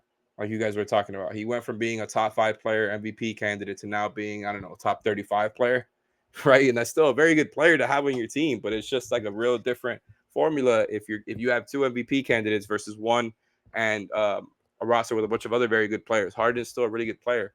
I just don't trust them to be able to do their consistently versus the best teams and the best defenses in the East. Like the way that PJ Tucker and the Heat embarrassed the Sixers in the second round, it's just left me with such a bad taste in my mouth. Specifically, like if I'm a Sixers fan, obviously not as a Heat fan, right? But just in general, like I don't believe in that team. I think their depth is a lot better for sure, which is why they're going to be part of the reason why they're going to be really good in the regular season. I think they're tougher, right? People have pointed to PJ, have pointed to DeAnthony Melton, have pointed to Daniel House, Montrezl Harrell. Like they won't be quite as soft as when they had, Cork Miles out there with George's Niang and just all types of terrible lineups. So I think if they can figure out some of the non-Embiid minutes, like Iman was pointing to, they can really up their chances as a contender. I'll believe it when I see it. That's how I feel in the Sixers. It's going to be amazing when they lose in the second round again. The Celtics and the Bucks were a little bit hard to keep in the top three just because they're both dealing with injuries to really important players. You guys talked about how Brooke, we don't know his situation, so that's another thing there. But between Robert Williams and Chris Middleton, two really important players for those teams. So I wouldn't be surprised if either one of them went down. So like I was saying, it's just I don't feel very set in stone with any of these picks. Like I ended up having the Heat as the 5 seed here, and I could see the Heat as a 3 or 4 seed. Like I just think they're all kind of in a similar range right now. I don't know. Like, what do you want to ask me about specifically here? Well, I think one thing that we didn't touch on that the three of us can talk about the Celtics. So Robert Williams, yes, he's out until what, mid-season or something like that. January probably. I think end of December, early January. So, but we didn't talk about, coaching matters. So Oh, yeah. they literally have they have a whole new coach. So does it matter? And also, They couldn't even promote their lead assistant since he got hired by the Jazz. exactly. And so let's take this on face value. You have a new coach, and do we still know who Jason Tatum is yet? Because I'm not sure. Like he's a He's good like a player. Paul George level player And- until he proves that he's better. And this is what I'm talking about. So we don't really know because as we saw in the regular season, yeah, they strung together a lot of wins, and there are a lot of games where your number one guy just did not show up. So that, to me, that's a big question mark. Can they one survive the fact that they have a new coach, and can they two replicate the regular season that they had last season before we even get them into the playoffs? Like those are two big things that they would have to do. I agree. I think for one, I think what sort of benefits them with the coach situation, at the very least, it happened before training camp. I think Right. if it happened once the season began, if it was anything sort of midseason that had to do, I would be way more concerned about their regular season outlook. But we've already seen them in preseason. Like the Raptors played them twice already in preseason with Joe Mazzulla, and you can they look like the Celtics. Like it feels fine. So I think that they have the added benefit of the timing of when this happened, just because they did get a full training camp. And they did get, a full preseason at the very least. The Robert Williams injury, once again, talking about, with Brooke Lopez sort of anchoring the Bucks defense and him going out, how that kind of just made the Bucks really susceptible to a bunch of just like big drives. Like, if you Right. have, they just didn't have anyone to sort of stop that at the point of attack or at the back line there. And looking at the Celtics, it's like, yeah, the lack of Robert Williams. Like I said, the Raptors played this team twice. Grant Williams and Al Horford are not putting the fear into anybody. And that's how the Raptors sort of feasted in both of those games, was at the rim. And it was a bunch of, it's preseason. You're going to play guys that, are no longer on the roster. And it's Right. like, if you guys can't stop that, like, Right. I am kind of concerned about the sort of, because why they were the number one seed in the second half of the year and the number one defense is because of what Robert Williams can do. Yes, Marcus Smart was defensive player of the year, but as Heat fans, you guys know that's BS. And honestly, I think it's BS as well. And I think Right. Robert Williams is more important to what they do. I find it harder to sort of, credit a guard over the person who anchors your defense, but that's besides the point. So I think that there are a lot more holes. And I think the question about Jason Tatum is a really important one, because when I sort of look at superstars in the league, top 5 players, which is what people sort of presume that Jason Tatum is or will become, Right. they're like, as someone who, Kawhi was on the Raptors recently, you guys have had Dwayne Wade and LeBron James, like, you can't stop them. Right. right? Like they Right. have counter attacks. Yep. Like when Kawhi Leonard's shot wasn't falling, he would just post you up. Like that's where Mm-hmm. he sort of operated out Yep. of. It was the high post, the mid post. Like he's from the school of Kobe, probably closer to any other player in the league, in my opinion. People talk about the Devin Bookers, but watch Kawhi Leonard play. He's like, yeah, I'm going to operate at the high post. I'm going to operate at the mid Yep. post. I'm just going to back my guy down if my jumper isn't falling, if I do Right. not have that. Jason Tatum has not shown that he has the ability to do that. He has not done that consistently. He does not get to the line as much as you would Mm-hmm. want a top 5 player to do. He does not attack the basket in the same way that you want your top 5 player to do. So I'm like, I think he's elite. I think he's really, really good. We saw that. He helped lead a team to a finals. I'm not going to take anything away Mm-hmm. from that. But if you're going to put yourself in that top 5, even top 10 category, you need to show me counters when Right. teams stop you on offense. What Right. can you do that makes you unstoppable to make sure that you finish with 30 points in that game? And so many times in the playoffs, he had games where he went 4 for 21, 3 Mm-hmm. for 817, and it's just like he's going to have games. He's like his game is so aesthetically pleasing. His footwork is amazing. His mid-range shooting is very, very elite that he's going to have so many games where he shoots 50% from the floor, goes like, even the goal like 15 for 18 and finish with Right. 40 points. And everybody will be like, whoa, what a superstar. And it's so aesthetically pleasing to watch. But you can't live off of that shot diet because it is so inefficient that Right. yes, you're going to have a lot of really great games if you're an elite player of Jason Tatum's caliber, but it doesn't matter how good you are. That's just not that's not efficient basketball. You are going to have more nights where you go 3 for Mm-hmm. 21, 4 for 21. And if that's happening deep into the playoffs, I think that's a concern. And I think that was the biggest concern for the Celtics last year and why so many series went to 7 games when they probably should have finished it much earlier. Right.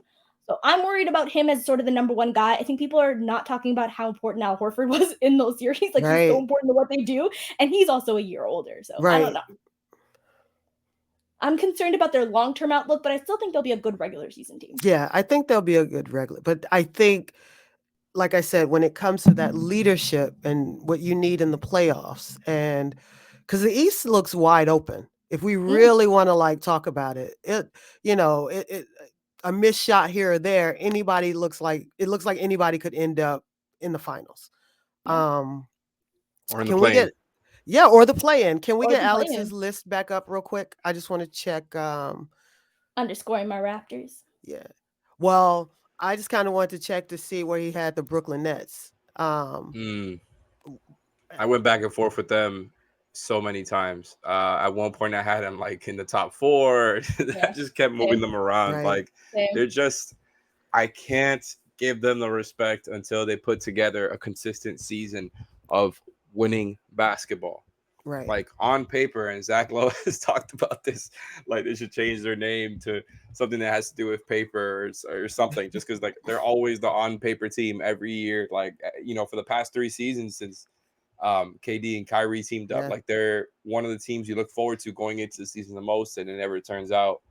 Just as not as a Heat fan or anything like that, just in general basketball fans, right? Like they haven't turned out to be that proposition of star players with a good mix of great role players. Like they had the season where they went toe to toe with the Bucks, and that was they showed flashes of what they could be, even though they were never fully healthy. The Harden thing, just incredible how fast that whole thing blew up and came apart. I mean, Right. Was just toe to toe a mwah. pun? Because of Kevin Durant's toe on the line. I wish it was. I can't even take credit for that. It's a good observation. But no, like they showed something, and now I think like on paper they have a nice roster. They have a team that can, I think, win a lot of games in the regular season if those guys play, right? And I think obviously there's no more vaccine mandate, so Kyrie is going to play more. They're going to get some more wins off of that. Like you guys already mentioned some of the guys they picked up with Royce O'Neal. Like this is just a perfect roster for Ben Simmons to keep doing exactly what he does without having to grow as a player, which is kind of his agenda. And so, he could just pass out to shooters all day long here. Like they've got Kyrie, they've got KD, they've got Seth, they've got Joe Harris. Like they have got an abundance of shooters. Like there's going to be some fit issues, right? If they want to play him with Claxton, Right. trying to figure Yeah. out the spacing, because you're going to have to play big versus some East teams. There was, if you're an encouraging sign, if you're a Nets fan, was the way that Simmons was defending Giannis the other night. People were hyping that up, which is cool. I get why that would be hyped up, but just in general, this is going to be one of those season long things where I gotta see how it comes together, because that Yeah. whole summer was just such a mess, such a roller coaster. The fact that KD wanted out, Kyrie wanted out, Kyrie never got his long term deal, by the way. So like that's Right. still up in the air. KD wanted Steve Nash and the GM out of there. Everybody is still there. Like, and then there was reports that KD didn't really like Ben Simmons, especially after kind of the way that things turns out at the end of last season, where there was all that hype and buildup that he might play versus the Celtics, and he never did. And KD was just kind of left out there, and they got embarrassed. Like the way that Yeah. they got embarrassed and swept in the first round, like I just couldn't bring them up higher than what they were, over all these other teams that I think are going to be very good regular season teams. So like they might have one of the best rosters in the East. They might be a finals team. Right. I just wouldn't bet on it. I wouldn't bet on it. Like I got to see it first. And I know that's kind of a cliche answer, but on paper, it makes a whole lot of sense. And then I think, the playoffs is a matchup game, and we can go through specific matchups for them, but they should be lethal. I think they're more likely to end up as a playing team than a top 3 team. Okay. All right. So now we are going to slide over to the West. And Alex, we're going to start with yours. So let's see what we got. We got the Nuggets, we got the Suns, we got the Warriors, the Mavs, the T-Wolves. Am I reading that right? The T-Wolves, the Grizzlies, the Clippers, and the Lakers. So, I don't like none of that. Can I just say I don't like none of that. I was going to put the Lakers as my 8 seed too, and I chickened out. I just didn't have. I couldn't do it. My hot take is that they're in the play-in and they jump into the 8 seed in the playoffs. But as of right, I can't have them as. That's exactly Right. That's yours. Exactly what I was gonna say. Okay. Because I'm like gonna be like that's the where 10th I have it. Yeah, that's exactly how I see it. I'm like, they're going to be in the play-in, and they're just going. LeBron for a game, I'll take him over most people. So Right. Exactly. Like the Kings will maybe get like the 9th seed. They'll beat the Kings, and then LeBron will just like, I feel like that's the type of. This is gonna be the year where they sneak back in there, even though. I would absolutely not be surprised if they're not in the playoffs. I just wanted to, make it a little bit more interesting than having the Kings in there or something. Right. Oh my God. You I just forgot- realized something. I forgot the Pelicans. Yeah, Get the Lakers out of there, man. Why do you think Get I the Lakers said? out of there. Why do you think I So, said I for don't like me- this? for Too me, many good teams. That's exactly the issue. I forgot the Mavericks. So and then I was like, I gotta put the Lakers in. I gotta put the Mavs in over the Lakers. But yeah. Same. I just had the light bulb. Get the Lakers out of here. Thank you, Brian. That's Amazing why I go, production. oh, I don't like this. Like I still think they're gonna. I think they're gonna find a way. the Lakers. I would even maybe put the Pelicans above the Clippers, but that's fine. I kind of have I like where it is right now. It's just tough to order all of this because I think all of these are going to be really good regular season teams. If you told me Kawhi and Paul George would finish the season healthy, I'd have them at least the 2 seed. That's the If thing. If You're you gonna told load me, manage the shit out of this season. But even load managing, there's a chance they don't finish the season healthy. When's the last time we saw Kawhi? I don't even remember. Pre-COVID? Yeah. No, I'm kidding. No. Bubble. No, The the year bubble? after the bubble. The year after the bubble because they beat the Jazz. He lost in the. That's he right. lost to the. Yeah. They beat the Mavericks and then he got hurt in the Jazz series. So That's right. look how long ago that was. The Suns. I think you might have them. I think you got them too high. There's too much going on there. It's just because they won like 64 last season, so it feels like them dropping off by so much would be like it feels like mathematically too much, but the vibes are way. The vibes way are off. bad. Like they might just blow up. And they don't have to drop off too much for other teams to just be that much better. Yeah. Yeah. Do you think other teams are going to win 60 games? Do you think any team is going to win 60 games in the West? Because they won 64. I don't think so. I think it's way more balanced out. You know who could win 60 and then get swept in the first round? The Wolves. The Wolves. Yeah. They could. Especially with the way Ant has come back looking 240 pounds or whatever. If you look at their team, they could go out and win 60 and get swept in the first round by the Nuggets. If you just say, let's just pick a team, like they literally Yeah. could. Um, I don't know. I don't think I have the Suns in the top 3. I just don't. I just think there's so much drama around that team. Um, Chris Paul looked really bad at the end of that season. His body just looked, it looked done, and he's only getting older. I'm not saying he's washed, but come on, you only get older, right? Um, I think the Warriors are going to try to go out and prove that they're friends. So they may grab that 1 seed. That they're friends. I think it depends on their young players. And shout out Fast Break Breakfast podcast. I was listening to them today, and I think it was Chuck, the Heat fan, who was saying that it's just like, if they're young guys, Moody, Kuminga, and Wiseman are just like good players. And I agree Mhm. with this. Like, that's just going to make it all the easier to win those games in the regular season. Where, like, I think Right. if they look a little bit more raw, maybe they don't win quite as many games. Like last season, they kind of took it easy throughout the regular season, still won, what was it, Mhm. 53 games or whatever. So Yeah. they should still be a really good regular season team. And I think they're still probably the favorite right now, even though there's so many contenders at the moment. Right. And I don't know what's Draymond matters so much though. and that's the thing. Yeah, He matters so much. And so, listen, they better not trade him. I don't think they can. Like, I because don't if think they you're trading can. him, you're giving up a What are you champion. getting I back? don't think that they win What are a you getting championship back? without him. That's the thing Not for someone, because not and then Draymond. where's he going? Let's say they did, right? Where's he going that's going to make such a difference right now? And then what are you taking back?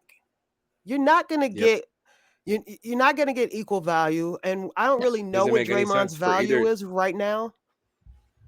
Yeah, His value matters more to to the Warriors than to exactly. any other team because, like, in order for Draymond to be impactful, you need to have Stephen Mhm. Curry and you need to have Klay Thompson. You need to Right. have the shooting that they provide. And like what is he gonna anchor another team? Like what other team needs someone to anchor their championship level defense that doesn't have that guy right now? Like what Exactly. non-contender? You know what I mean? Right. It doesn't work. He matters too much to what they do, but I also think he matters in the regular season. Like he was their, defensive player of the year sort of Mhm. leader, and the reason why they had the number one defense up until he got hurt, and that's why they win a lot of their games. I just don't know that like if they're throwing out a bunch of young guys and they want to, I would imagine, put a minutes load on Stephen Curry. I don't think you're watching, Kawhi Leonard and Paul George just rest up on a bunch of games. You're going to watch Mhm. the Lakers do that. And I don't think the Warriors are going to be like, yeah, we're going to go all out, knowing that a championship is really what they're gunning for. So I can kind of see them, not being the 1 seed, but I think they're too good to not be in the top 3. Yeah. The Mavs. I don't think the Mavs are going to be that high. I don't I feel really that. I don't really understand them. I think Luca is just he's gonna get you to a certain baseline of like, I don't know, maybe they're gonna get to like 48 wins or something like that, 49 wins, and then they're all gonna be somewhere in the similar range. But I think the way Yeah. that Luca brings up other people's play, the fact that they're getting Tim Hardaway back, they got Christian Wood. Not that that's like some huge upgrade over Brunson. I think them just not caring about Brunson was very dumb. He's not a Right. world beater or anything like that, but those are the types of guys they usually go that are thirsting after in free agency, and they just kind of let them walk to the Knicks, Right. which I think as a Mavs fan, I would be really pissed. But I think Christian Wood is going to look very good next to Luca. I think if Hardaway, can go back to being a nice contributor for them, like they're just probably going to be a high powered offense like they have been for the past few seasons. I think the main thing for them is their defense holding together because they were Right. such a good defense last season. And if that happens, I think they're going to be a top 4 team. They're going to win a lot of regular season games. And that doesn't mean I think of him as a contender. I really don't. Luka can take you far, and he might just take you to the conference finals this season, but I wouldn't bet on it. You know what I mean? Well, and All it's these also teams like though, like the Grizz are tryhards. I think that there's Yeah. a lot of like tryhard teams, so it was really well, hard to get the ordering here. if you look at the Mavs, like who did they really add in the offseason? Christian Wood. Wood So I and don't Hardaway, if you want really to count that. right. I don't really look at that as like the big win. So I always Yeah, question like what are they trying to do around Luca? Yeah. because at some point he needs to come off the ball a little bit. And he, you know, you They see just him. acquired Facundo Campazzo. What do you mean? I mean, They hey, lost more than they gained see, is what that's what I happened. think. Yeah. That's what I think too. So it's like concerns me that like you got this young kid that you basically have to like run into the ground every game to be into the game. And Yeah. that's gonna be the problem. That's why And that's the he's gonna problem. gas out in the playoffs. Yeah. And then you think that Christian Wood, who, you know, has this monstrous ego and thinks that he should be starting and all these things, and like you think that this is the guy that's gonna come and stand in the corner and wait for Luca to pass him the ball.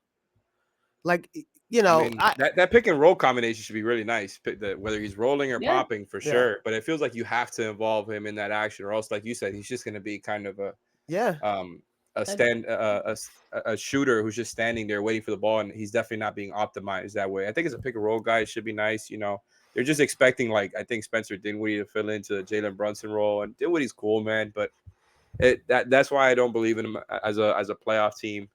They should be a good regular season team though, and I don't know, man. The T Wolves, the Grizzlies, all these other teams here, it's just hard. I know I've just been repeating myself with that. There's 16 like legit good yeah, teams yeah. this year. All these playoff Yeah. teams that I throw in here. Now that we've got the Lakers out of there, all these 16 teams are good. They're just flat out good. No, they really are. It was tough. no, I I just agree. Go I ahead, think Amon. like personally like, looking at this list, so I had the Suns a lot lower just because I think the Jay Crowder stuff is like, what is Hmm. he just not going to play? Are they going to trade him? Like, what is going to happen there? They need him. Like, Yeah, quite frankly, they don't. Their depth is not this like insane sort of championship level deep like depth. They need someone who can shoot the three and who can guard big wings. Um, the situation with Aiden, who knows how that goes? yep, Who knows if he's going to be there for the rest of the regular season? So I'm kind of worried about them. I think I agree with you on like these are the 8 teams in the West, and we have the 8 teams in the East, and what their standing is kind of a big question mark because so hmm, many of them, the Timberwolves still have to kind of prove it. The Pelicans, we've not really seen them fully, with Zion and the CJ like McCollum. We just have not seen any of this. That it becomes so many question marks, and the teams that we have seen like the Warriors, like the Clippers when they're at full strength, are just old. And we just yeah, imagine that they're going to be taking their foot off the gas. So, like, so many things kind of factor Exactly, into like exactly. what the standings will look like. Do the Clippers go all out? Do the Warriors go all out? Or do they put their foot on do they take their foot off the gas? mhm, That's kind of the question. Otherwise, these are the top 8 teams. I agree with this list. I just have it in a different order. right. Um, Before we leave this list, and then we're gonna start to wrap it up. What's going on with the Lakers? They're out of there, man. I think they're making the play. My hot take is one of these 8 teams, whether it be injuries, the Grizzlies are like with JJJ being out for the start of the year, Hmm. I think is going to hurt them. I think that, the Suns, who knows what happens to Aiton? Who knows if things blow up? I don't think that they will just because, Chris Paul's definitely in win now mode. But who knows? I can see the Wizards saying, we got to blow things up because we're not cracking. Not only are they not cracking the Oh top, no. 8, they're not cracking the top 10. They're not doing that. So who Right. comes available? Bradley Beal. And will the Lakers come a calling? I think so. Bradley Beal has a no trade clause. He gets to determine where he goes. Could that be a scenario? I just think that the Lakers, the roster that we're seeing at the start of the year is not going to be the roster that we're seeing at the end of the year. I just don't think that that's going to be something that happens, especially when you look around California and you have Joe Lacob paying basically $500 million for Right. his team. I think LeBron James is going to look at this Lakers team and say, you have to keep up with that. And even though, the Lakers owners are broke boys and can't do it, I think that that's going to have to be something that they do. I mean, I think they'll make a move. I mean, You don't I think don't. it's Beal? No, they not trying. They not paying that. They not In paying their that. dreams. They're not paying that. I think. Listen, I I think it's think they'll big. I make a think it's going to move. be big. I think Yeah. it's gonna. They gonna mess around. It's gonna be Buddy Hield and Turner, I'm seeing. and Yep, that's the that's one. That that's what it's I gonna could be. That totally still see that. could really help. That I like it. Miles Yeah. Turner. Yeah, I do too. I do too. I mean, Buddy would be Um, nasty with LeBron. I mean, They just in need theory, 3-point right? Like shooting. Yeah. but he's an I. elite 3-point shooter, man. Like Yeah. they could. They would. I think they Yeah. would kill for those two guys. But are you giving up? Your last 2 picks so far off in the future for those guys? I think for Beal, it makes so much more sense, A especially because like no-brainer. he's coming off a down year. But that idea is the last straw for Right. Heat fans' misery. Like just the fact that you floated that on this show because he's like the last guy out there. And I think people, I Heat don't fans, are like him assuming for that if he that waived to that get no trade better. clause, it'd be for here. It'd be to come to I Miami. honestly think we need to let that man be where he at. Just let him stay where he at. He not trying to go nowhere, and that's okay. The most mid situation in the league, Right. I He's think, not trying to easily. go. I want to touch on and just real quick. When we gonna stop acting like it's all Russ' fault? That's what I want to know. Fair. When will Twitter stop acting like the Lakers' downfall is 100% on Russ? When is this gonna happen? That's why they got to make one of these trades. Like the rest of their roster is just bad. It's just flat out Yeah. bad. The Russ trade in itself was a bad move, and I think it's easy to say that now. It was probably easy to say that back Right. then. I was not into the move when they did it. Just as far as Yeah. for their sense, I was into it. As a Heat observer, Heat fan, Right. right? Like it's not a good move Chaos. for them for the The Lakers. chaos. It was a Exactly. But now it's ridiculous like move. LeBron's out of the playoffs now. Like it's kind of I'm over it already. I want LeBron to be back in the mix. I would never want the Lakers to win another title or anything like that. I'm not rooting for them, right? But I for don't even LeBron need to be him in the back in the mix, mix. Can I? I don't know. No, Okay, If you want so him to end his as career with as Russ, someone like it's just Yep, as I some do. I anticlimactic. do. no Yeah, I as do. some as someone Listen. who's not a Heat fan, Uh-huh. as someone who, especially in 2010, like, you guys were the biggest villains in sports at the time. I'm a Raptors fan. I watched Chris Bosh tweet out, "Where should I go play?" And then to go and join y'all. So someone who is Brutal. not that. I remember like the hate that I had for the Heat and the Heatles and the not one, not two, not three. But then 2012 came and I was watching LeBron play and I was like, what the am I doing hating on the greatest player of all? Like, what? Why am I wasting this? Like, he's only going to be in the league for so long, and then, like automatically just became like he like loved like anything. I'm a big fan. It just like it turned watching him in that 2012 and 2013 season where I'm like, this is the greatest basketball player I have ever watched. I'm only going to be able to watch it for X amount of years. Why would I end up hating what is so great? This team that we're watching right now is a once in a lifetime team. Hating on it makes no sense. And that's kind of how I feel about LeBron James at the end of his career as well. I'm like, he's almost out of here. Like, can I get like one or two more playoffs? Can I get one or two more Listen. signature LeBron games? Can I get like, a chase down blank in the chase down blank? Can I get like a chase down dunk in the middle of the playoffs? I meant to say chase down block and now I'm saying dunk. Okay, y'all know what I mean. Yes. But like, can I get a chase down block in the middle of the playoffs? Can I get this like insane dunk? Can I get these like highlighted moments that we have from his Cavs time, that we have from his Heat time? Can we get that again in Los Angeles? Because he's almost out of here. And I don't know if I'm ready for that chapter to fully close. But like, Listen. yeah, I don't want them to win a Now ring. you 'cause, know like, fuck LeBron the ain't even Lakers. read that book. He ain't even read the second He's page on the of that first book. page. Exactly. The problem that I have at this point because he needs to cook the groceries that he bought. Like that's just this is where we are. There's a difference between acknowledging his greatness, but also saying, but you're a journeyman.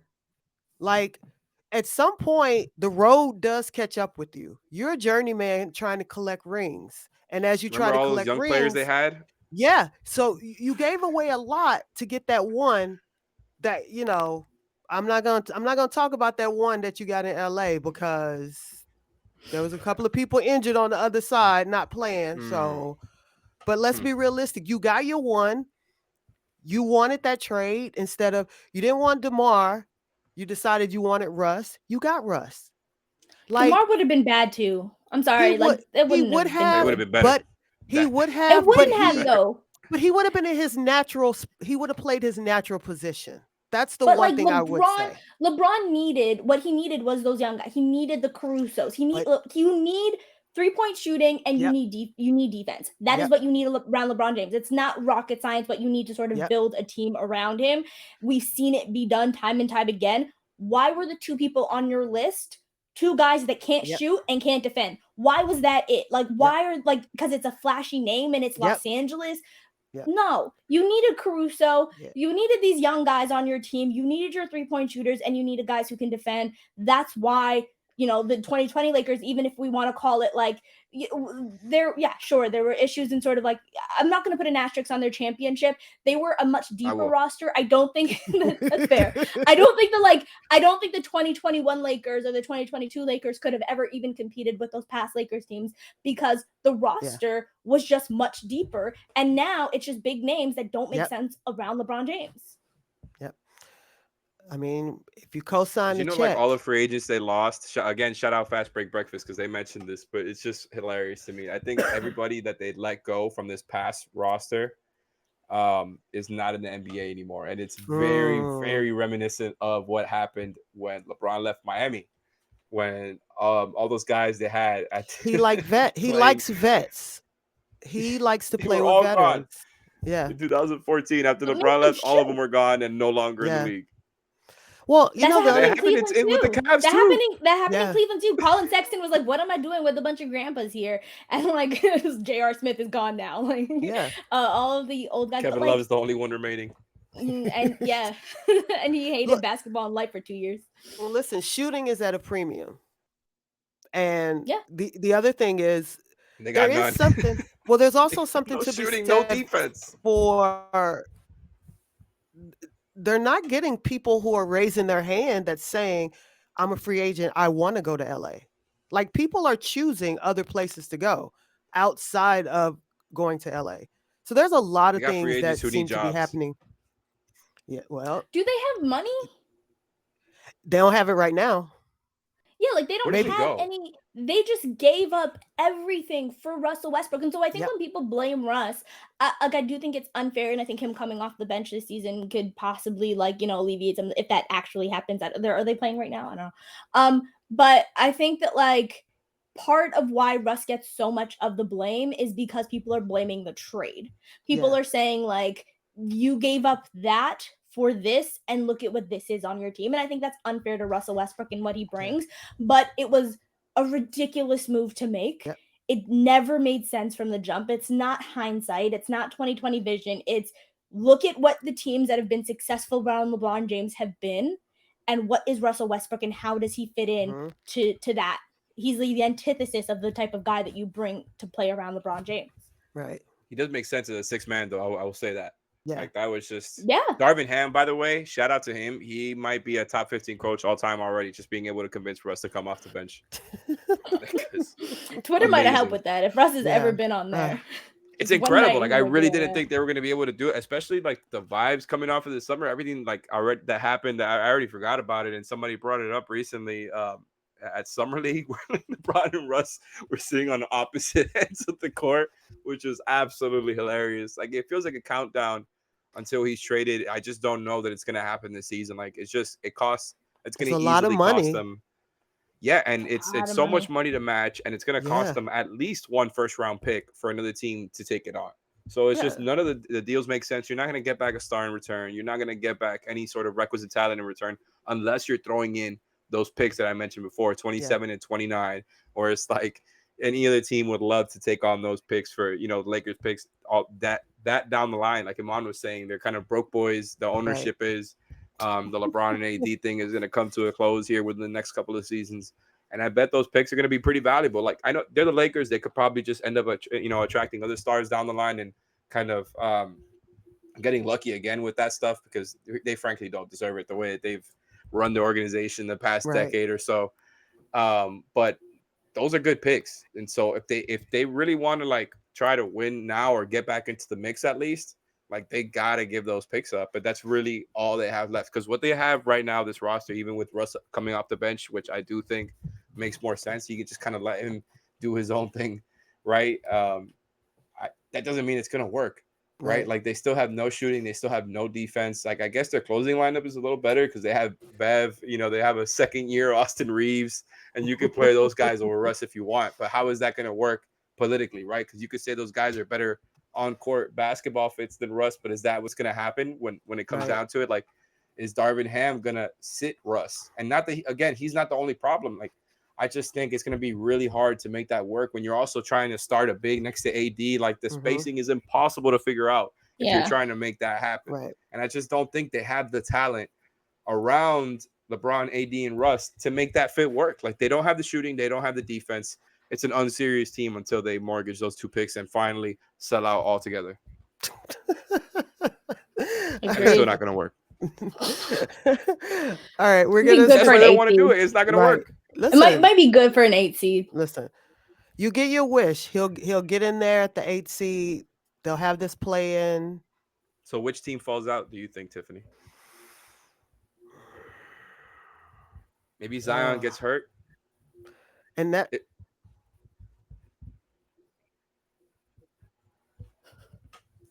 Ominous voice in the background. oh yes, yes. Throw it up there. Throw it up there. We like went in. We just like went in on this. Like I said, it's just a different order. I still have the Nuggets number one. I think the Nuggets are going to be a really good regular season team. Like I said, I think you have to have the Warriors top three. Like I have to put that in them. The Clippers, I think the Clippers are going to be a good regular season team, even with the load management, because Paul George played 31 games last year, Right.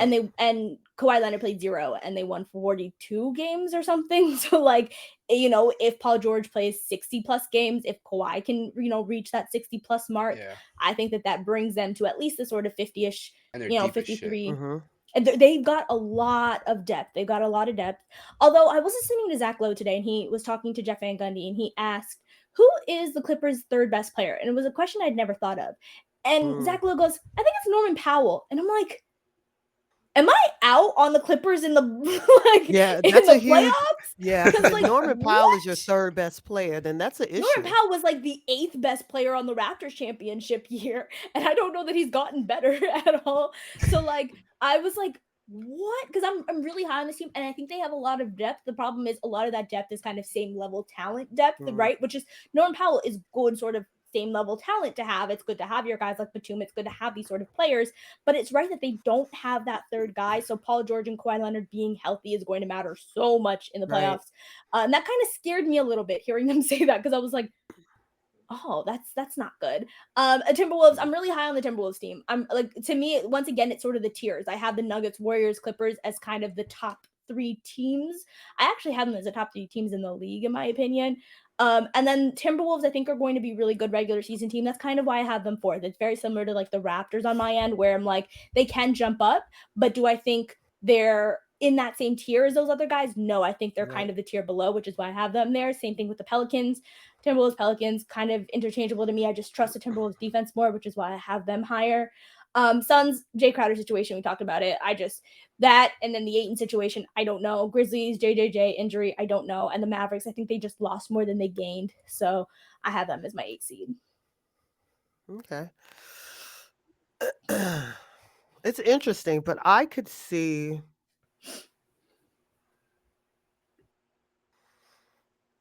I can see the Grizzlies slipping out of there. There's something Hot about take. there's something about this team that I'm not quite sure about. There's something missing. Even if Jaren Jackson comes back, there is something missing. And like I said, so many other teams have gotten better Mhm. that all it takes is, a jaw injury and he's out for 3 to 4 weeks. And you could be completely out of the standings at that point. Yep. There's something there that I don't know what it is. I'm not quite sure what it is, but I could see them slipping out, and then I could see the Mavericks and the Lakers in the play-in. Like I could see Mm. that. I think um I for the Lakers to get in over the Grizzlies, I would be shocked. I'll say that because even though it would be cool if LeBron could be back in the mix, like I said, I just don't think this is a roster. And I think the Grizzlies, the way that their young guys stepped up without Jaw on the floor last season, showed me a lot. I kind of felt that way about them before, and they ended up winning 56 games. They showed you something in the Right. playoffs as this young up and coming team. I think the young guys they draft and acquire, they have a lot of them now, and all of them kind of fit the bill of they play like grown ass men. They kind of have these mature games, and I think those are the types of guys that they like to draft, and Yeah. that's why they're able to function without Jaw. And now I think, to your point, they lose Jaw for a consistent period of time. I don't think you can just feel great about it. especially if it's during the same window of time with Jaren out. I just think it's hard to try to Mm-hmm. replicate that when teams already know what you're about. Like I don't think teams are gonna maybe underestimate them as much as they did last year without y'all. I think the Right. Grizzlies have shown themselves to be a very good team. They won 56 last season.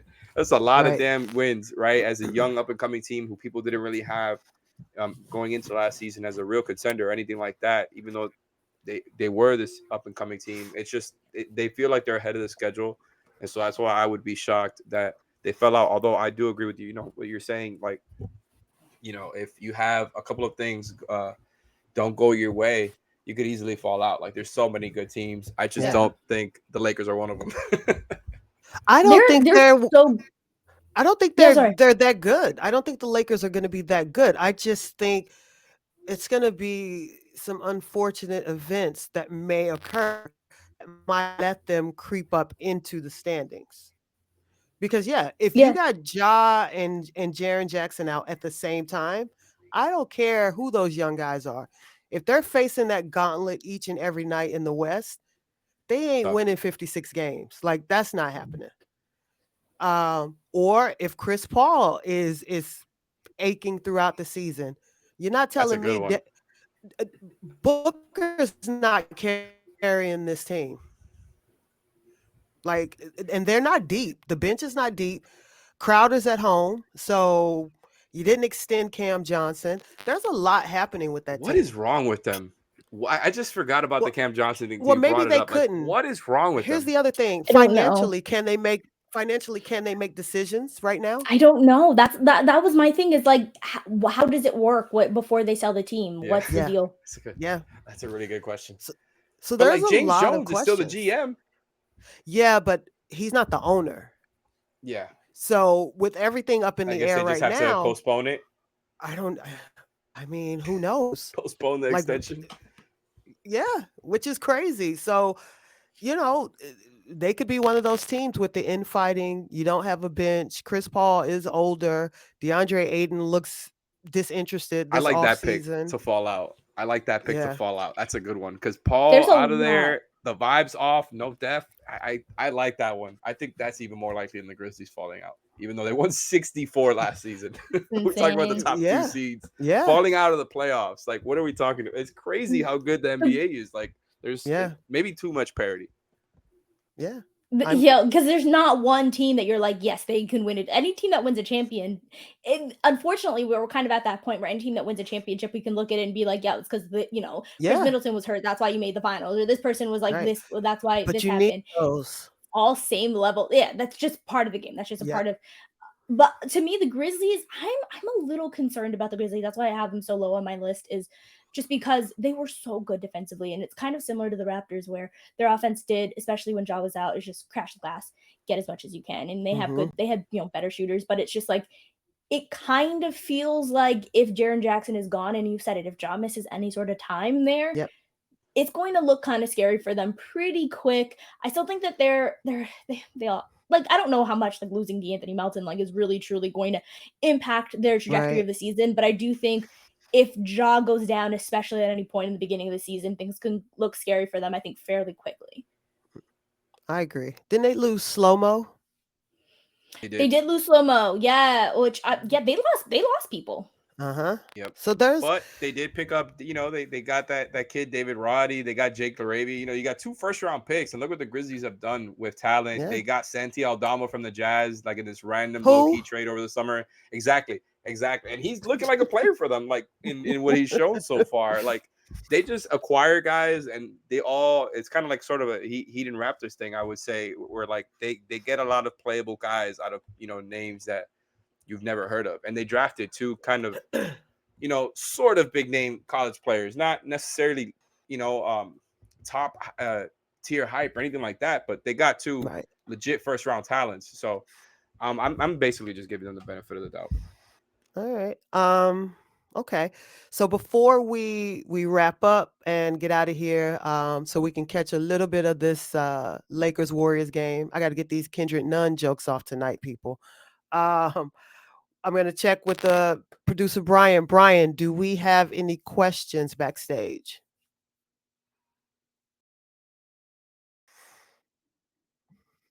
Okay. Whenever you're ready.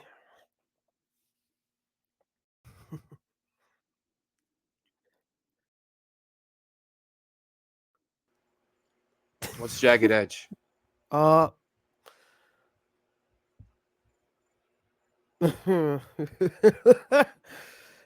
popular R&B group. Ah, got me there. Got me Yeah. there. Yeah, yeah. Got a Kid Cudi poster up there.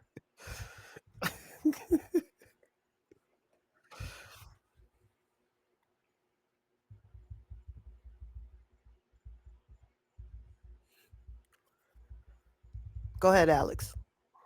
Well, we know the starting lineup. Tyler and Caleb are going to be the other two guys are on Kyle, Jimmy, and Bam. I think the bench, we've already kind of seen what Spo is going to go to as far as Gabe coming off the bench, along with Depot, Max Struess, the resurgence of one Duncan Robinson. And Well, I think, Depot is out. oh, well, yeah, my bad. That's right. I forgot Yeah. Depot is out tomorrow. So I think in his place, that's going to be the one spot that's going to be I guess if I had to say who's going to take that spot, it's going to be Jovic. Not positionally, but just who's going to eat up some of those minutes. I think Mm, Spo is going to give Jovic a try tomorrow, just because you can move the other guys down, and I think you could trot out different lineups where he makes sense as a fit there. But with the season starting, Depot is going to be in that rotation. I think Jovic is going to be the 11th man, and the one player I left out was Mechanic. I think he's going to be the backup five to start. Wouldn't be surprised if he gets dealt later on once he becomes trade eligible. If they want to make a trade work financially, and then that's kind of when they give Omer the backup five spot. But I'm expecting Deadman to start. I mean, excuse me, to come off the bench as their backup five. And I hope Jovic or if not Jovic, Jamal Cain gets those mm, minutes tomorrow. And again, not to come on your show and talk bad about your guy Hamish, but I really do. I mean, I'm already more interested in Jovic and Jamal Cain and seeing where they can be, because I do think he's solid. But like these two young guys have already shown so much right. as guys who can fit around the Heat's best players in an up-tempo offense. Have shown stuff on defense, especially Jamal Cain, right? So if we could see either one of those guys take those minutes left by the whole Depot not being there, that would be cool.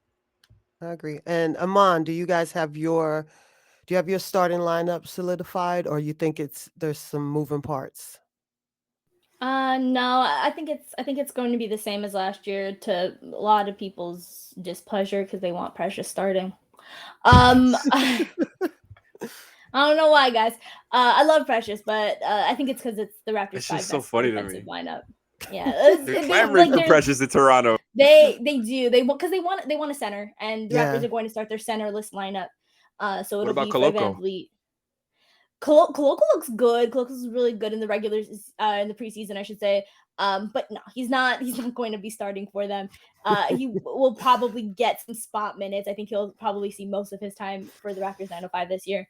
But I think it's just going to be the no center lineup. So that's Okay. Fred Van Vliet, OG Anunoby, or Gary Trent Jr., OG Anunoby, Pascal Siakam, and Scotty Barnes at your five.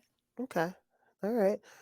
And we will be seeing each other soon on the court. So let's keep our eyes open for that. I By think we the have way, yes. Go ahead, Alex. my bad. I keep interrupting. It's Two just games. going back to my Hmm. roots on Heat being interrupting people and having awful timing. That's why Ethan put me in that set structure in that Mavericks offense I alluded to before.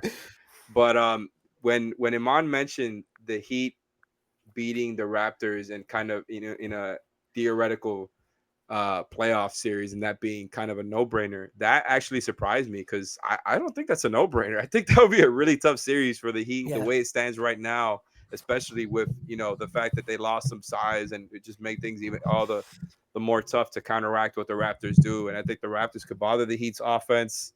I think that would be a really tough series, and I might still pick the Heat. But the fact that you put that as a no-brainer was interesting to me. And I forgot to respond to that earlier. I think it might be a little bit of preseason really having me down on this Raptors half court offense where I'm struggling to see them go up against Mm, any sort of set defense or any defense that I truly trust and be able to like score at all against a team like that. I personally think when it comes down to a 7-game series, number one, I think having the best player in a series means that team is going to win it more than likely. Right. So the fact that I think that the Raptors will struggle to score against the Heat's defense, and I think that the Heat have the best player in a series, I'm like, yeah, 6 games. Give me Miami. Jimmy being a Mm, Raptors That killer. might change. right. Jimmy Jimmy. scored. Now here's the thing, because I kept hearing people talk in the regular season about like, yo, Jimmy or DeMar, or Jimmy and this, and I don't want to come on to here and just shit on DeMar, which I think I've done like twice already. So this is the third time. I'm so sorry. Jimmy scored 40 points against DeMar DeRozan in a half, and I don't think that people really truly understand that. Yeah. That like he scored 40 points against DeMar in a half. Like, we talk about Kobe dropping 80 on the Raptors. Jimmy basically did that in a half. Like, it was 40 points in a half, and it was an insane game where DeMar has also, like, light up the Bulls, and Jimmy, they were fun games, but the Bulls, when they were really, really bad with Jimmy at the helm, would just destroy the Raptors in every single game. It was like, if you play the Bulls, it's an automatic loss. It doesn't matter if they have 30 wins on the season, specifically because, Jimmy circles the game with Kyle and DeMar, but also He's, like, better would now. drop 40. He's better now. And he's still like, I've always just been high on Jimmy because I'm just watching him and I'm like, no, he's him. He is him. And I'm just glad that he gets to do that on a team that's good enough that people can see it in the playoffs and not just, regular season games against the Raptors. 40 points and a half, you guys. Don't let anyone tell you DeMar's better. Don't let anyone say that. I mean, it's not close. No, listen. It's not close. I'm not even entertaining. I'm not entertaining that. But I want to say thank you guys for hanging out with me tonight. This has been a very fun, informative, and it's been a good show. Good people, good company, great guests. Imman, tell people where they can find you. Dishes and Dimes, we drop every Monday. Also, Yahoo Sports Canada, basketball news. I'll just have some things all over the place. So yeah. Okay. Mainly talking Raptors. Choppy baby, where can they find you? You already know I mentioned it, very intentionally throughout the show. Had to sprinkle it in here and there. Shout out 5 on the Floor. Shout out Ethan and them. Shout out the boy wonder Brady Hawk. And I'm just glad the embargo's been lifted and we can all work together again. It's amazing. I didn't know this day would come again, but the fact that I could do shows with you guys again freely, amazing. I love it. Great. Just to put this out there, Wednesday night hangover time, we will have a special guest host. It is going to be Lafety Greg, as I like to call him. He's going to be the host. Tune in also Friday. Alex, what's your post-game show on Friday? Oh, well, the people that we have, we're still trying to figure out who exactly is going to be on the show, but we will have a post-game show. I don't know if that's the best marketing right there, but you know how it is trying to manage a bunch of people's schedules. We will absolutely have a post-game show after Friday night's game, and you know how it is. We're here Heat Beat at 5 on the Floor. We're helping each other's out, not getting in each other's way this season, trying to be kumbaya and not compete at the same time. Just like we're gonna pod tonight. There was gonna be a live stream for 5 Reasons tonight. Ended up calling it off after Ethan realized there was already a live show tonight. So you gotta. I'm just appreciating the growth over here, appreciating where we're at. Just so you know, you can find me on the show that Alex doesn't know about on Friday night. I'll be on the 5 Reasons post-game show. What? They didn't even tell me. You're going to be on? Yeah, I'm going to be on. Oh, my God. Nobody even told me anything. Yeah. So after the game Friday, shoot over to 5 Reasons. That's where you can find me. I might have to jump on. Yeah. Wednesday night, you can find Leif on Hangover Time. For me and my producer, Brian M., I just want to say thanks to everybody if you tuned in tonight, because I know you're tuned into the NBA. Look for us on Twitch on repeat. Look for us on YouTube. Download the pod. Like, subscribe, all those things that the young people talk about. Do all those things. If nobody told you today, you are seen, you are heard, you are loved. Thank you.